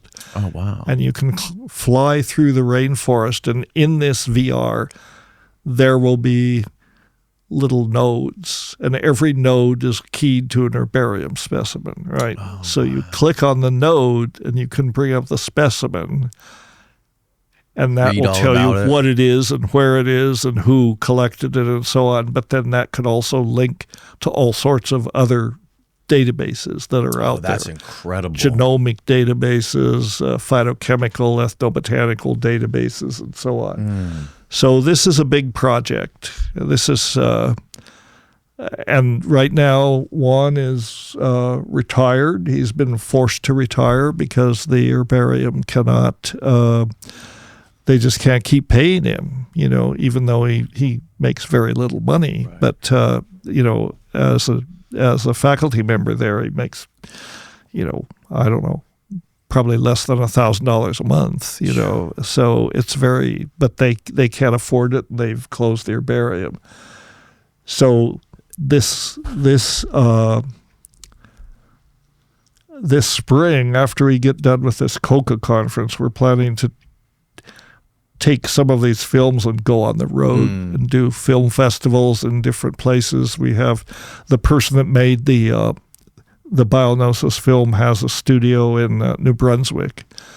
Hemming's House is the name of the company. So we're going to start there. He's got a venue identified where we can do it. And then we're going to Halifax and then probably New York. And we have a chance to present at Princeton as well. So we're trying to raise money to do the herbarium, and a big part of it is we're trying to raise money so that we can pay Juan a stipend so that he can, continue to right. live in dignity. And I mean, right now he's in really tough shape, and he shouldn't have to be. So we're trying to do that. And when it comes to donors, if people want to support this biognosis project, then sign on, and people can support anything that the McKenna Academy is doing. I mean, we need support for the coca project. We need support for biognosis, and these are basically our two big things. And yes. Biognosis is the most long-term one, and anyone, you can go on the website. We got donate buttons all over the place. Okay, beautiful. Hear that here, folks? All you listeners out there with money, McKennaacademy.com, biognosis, and coca conference. We need to get that. That's the kind of stuff that needs funding. That's the stuff that. But I must correct her. I must correct you a little yes. bit. McKenna.academy. McKenna.academy. Yeah, there's no .com. Academy is the suffix. It's just McKenna. That's even better. That's even easier. Yeah. Yes. And like all nonprofits, we got donate buttons, and we can also give people tax deductions. We're a 501c3 nonprofit. We can give people tax deductions. If you're not in the States, it's a little more complicated, but you can still get a deduction. Look right there. Right there. Give once, monthly, yearly. Yeah. That's beautiful. And one other key email here. Yeah, you can join our newsletter. Also, do connect. We do put out a newsletter. And I'm doing a podcast, actually. I am an amateur at this. Compared to you, I mean, you're the master. You're amazing. You've been going on podcasts since like the early 2000s. I have been doing podcasts. Finally, I decided I'll do my own damn podcast. And this is Louis Solarat. This is the guy, the filmmaker I was telling you about. So, the Brain Forest Cafe. And we try to do these podcasts We release one every other Monday. Okay. We don't have the resources to do them. I mean, it takes tremendous amount of focus and work to do these. You do these 3 or 4 times a week, right? Or once? Yeah, 2 or 3 times a week. Well, this is the first one we've done in 2 weeks because of the holiday break. Because of the holiday. But yeah, I mean, we had to get you halfway across the globe.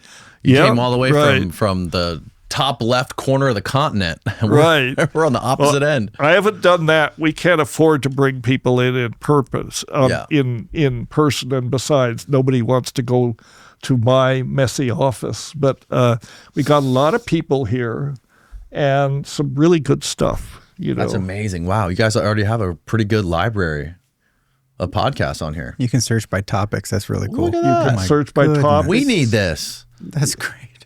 Yeah. One more thing. I wanted to kind of like take a detour before we wrap this up. Sure. There was one more thing I really wanted to talk to you about that we didn't get a chance to talk about. Okay. Which was the studies that are going on with the extended state DMT. Mm-hmm. I think it's called DMTX, where they're putting people on intravenous DMT. Right. And basically trying to map this DMT realm or this psychedelic realm. Right. Well, what is your understanding of this and where is this right now and where's it going? Well, I know most of the people involved in this. There's a couple of different places it's going on. There's one group in Boulder that's doing some work on this. Medicinal mindfulness is what they're called. A guy named Dan McQueen. Mm-hmm. And then there's there's a group in the UK. They're the ones that seem to be most involved with it. Chris Timmerman and some other folks. Yeah. Well, it's a way to get around this problem that DMT is too short. Right. That's it. Extended state. The idea is you can extend the state and... But instead of using the MAOI... Instead of using the MAOI, it's you just do a slow drip. Intravenous slow drip, and you can spend time in the DMT state. I was originally a skeptic about this. Mm-hmm. I was concerned. Yeah, why were you a skeptic? Well, I was concerned that prolonged exposure to DMT, putting yourself in this very strange place for, one of the best things about DMT, it's very short. In 20 minutes, it's over. You can always look forward to that, Right. Just tell you, it's going to be over. Exactly. But you can extend it for 40 minutes, an hour, whatever. I haven't done that.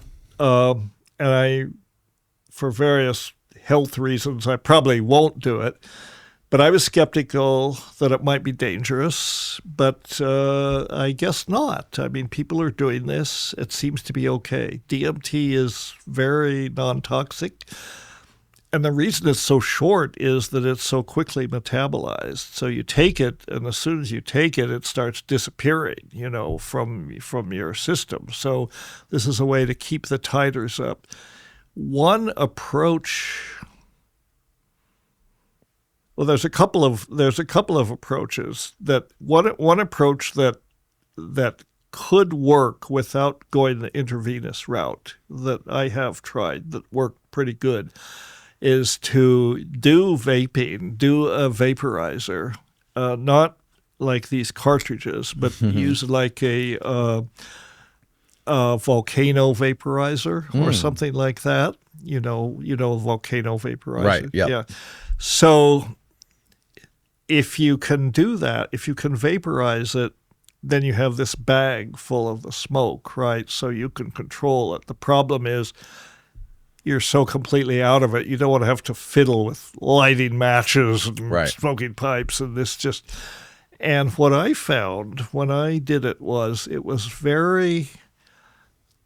great, actually. There was not this, it didn't come down on you like a freight train when you smoke it. That's been my experience. A very easy lift up into the place, very calm, tranquil.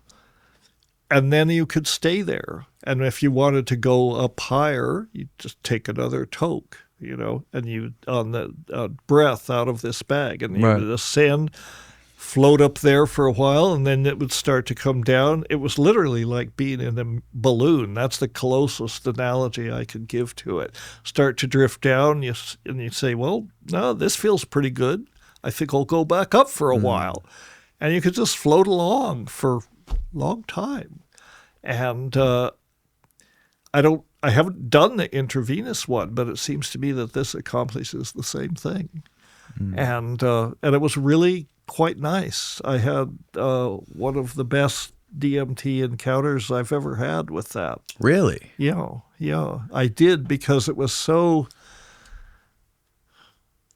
non-threatening. It was so comfortable. I mean, often DMT, at least for me, taking it in the old way, I mean, it's a trip, You got to get your courage screwed up and say, I'm going to do this. I'm going to plunge into the abyss, and hopefully the parachute will open, and plug your nose and jump. There's a lot of anxiety, but this was like, there's no anxiety. It's like, this feels good. I could stay here for a while. I had a wonderful experience, encounter with my ancestors, and very much not so much about all the lights and bells and whistles that a typical DMT experience is. It was much more tranquil and mellow, and actually just deep, and I could just feel the love and no fear. That was amazing. The question is, what's going on? Where is it? Where are we going? Like, in this place? Like, what do we use to figure out what's going on and where we are, and how real is it compared to where we're sitting right now? And what does that mean? Is it some sort of simulation? Does that prove, is it sort of breaking down the walls to our brain that's filtering this reality that we're in right now? Is it getting rid of all the filters? And is it sort of like opening up and showing us more? Is all that stuff that you see on DMT, is that normally all around us everywhere right now? And when you're on DMT, the DMT is essentially filtering all that out. It getting dissolves rid of the filters? Dissolving the filters, yeah. It's something like that. I mean, this thing, you get into some pretty interesting epistemological, areas here. Like you say, is it real, right? I start with the premise that anything you experience is real. It's real. You experience it. An alien appears there on, in the chair, and, oh, okay, hello. Well, it may not actually be physical presence, but you're experiencing it, so it's real. Right. Anything you experience it is real, So all this talk about all these paranormal phenomena, UFOs and whatever, they're real. People experiencing them. But then that's just the first step. Then, okay, is it within or is it without? Yes. And what does that mean? Is there really a within or a without? Are these things? Because again, we talked before about the reality hallucination. We are in a simulation. That's what the brain does. It simulates reality. Yes. So everybody's in a reality simulation. Their own personal their own personal simulation, their own personal reality hallucination, which fortunately happens to overlap with other people's and is pretty congruent with other people's, so it makes sense. Otherwise, we'd all be isolated, And I mean, presumably there's something out there that we all share, but we're seeing this. Everything we experience is a reflection of our neurochemical brain states, basically. And you can tweak it various ways, with drugs or whatever. feedback, with meditation, with shamanic practices, with sound even. You can alter states. But everything filters through that neurochemical process. Right. Right. And it's interesting that so many people have such similar experiences on DMT and even like seeing ancient symbols, ancient structures. Yeah. It's almost like it's transcending space and time and showing you an infinite loop of history and the world and every organism that's ever existed on this planet, and even like language and codes and text. And there's that the video that I showed you, or that you saw, the podcast I did with that guy, right, Danny, who did the experiment with the laser, where they shine a laser on the wall, and all these people are experiencing the same thing or seeing the same thing in the laser, where there's this code that comes through. Right. And I admit I'm puzzled by that. I am not sure quite what to say about that. I think it's very interesting that people do see the same thing. I think it is a leap to go from that to say, well, this proves that we're living in a simulation. I mean, I think sure that's quite a leap, Yes. But then, in science, and again, science is, it doesn't have all the answers, but the scientific stance, or the sort of scientific attitude, is the application of Occam's razor is a good thing. Occam's razor basically said, what is the easiest explanation? What explains the data? What is the most likely explanation that explains the data?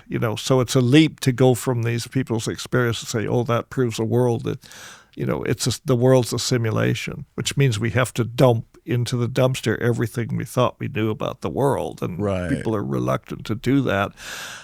I'm not sure exactly. I think it may have to do with what we were talking about before, about the collective unconscious, and the fact that we're all connected by this bedrock of the collective unconscious. I think the Jungian notion of these archetypes in some realm, and we're just islands sticking up out of this ocean, but at the bedrock we're all connected. Yeah. That may be where these things reside, and that's where it's not unlike the Platonic ideas about Plato's notion of I think his idea for that was the ideas, the shadows in the cave, that whole thing, that what we're seeing is shadows in the cave. Yes.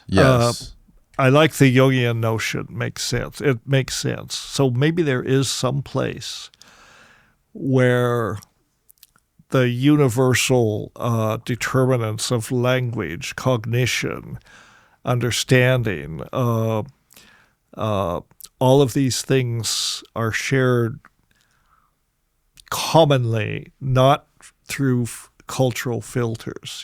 What we see is always comes through cultural filters. Maybe there's something behind that that's more fundamental. Yes. And DMT lets you look into that space temporarily. Into that ancient brain. Yeah. That makes sense. It's just a speculation. Yeah. Again, the question is, how do you prove that? How do you prove that's where it's coming from? One thing I've always been a little sort of uncomfortable with, I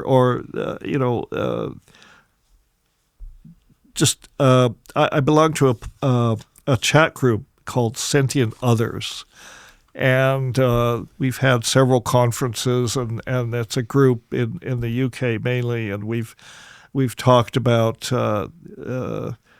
it's basically about these entities that you encounter in these altered states, particularly DMT. These alien-like entities that appear to be separate, that want to communicate with you. And one thing that bothers me a little bit about those things you see is they look like humans. I mean, they look basically like humans. They don't. There's a book that's been published recently. It's called something like a field guide to alien entities or something like that. I'll send you the PDF. It's quite interesting. But you look at all these there are different. It's an attempt to kind of classify them. It's like a taxonomy of these different entities that you see. And it's a good effort, but I look at them, and most of them have a more or less humanoid form. Right. And so this suggests to me that these are like dreams. These come from within. These come from the unconscious. They don't necessarily represent anything out there.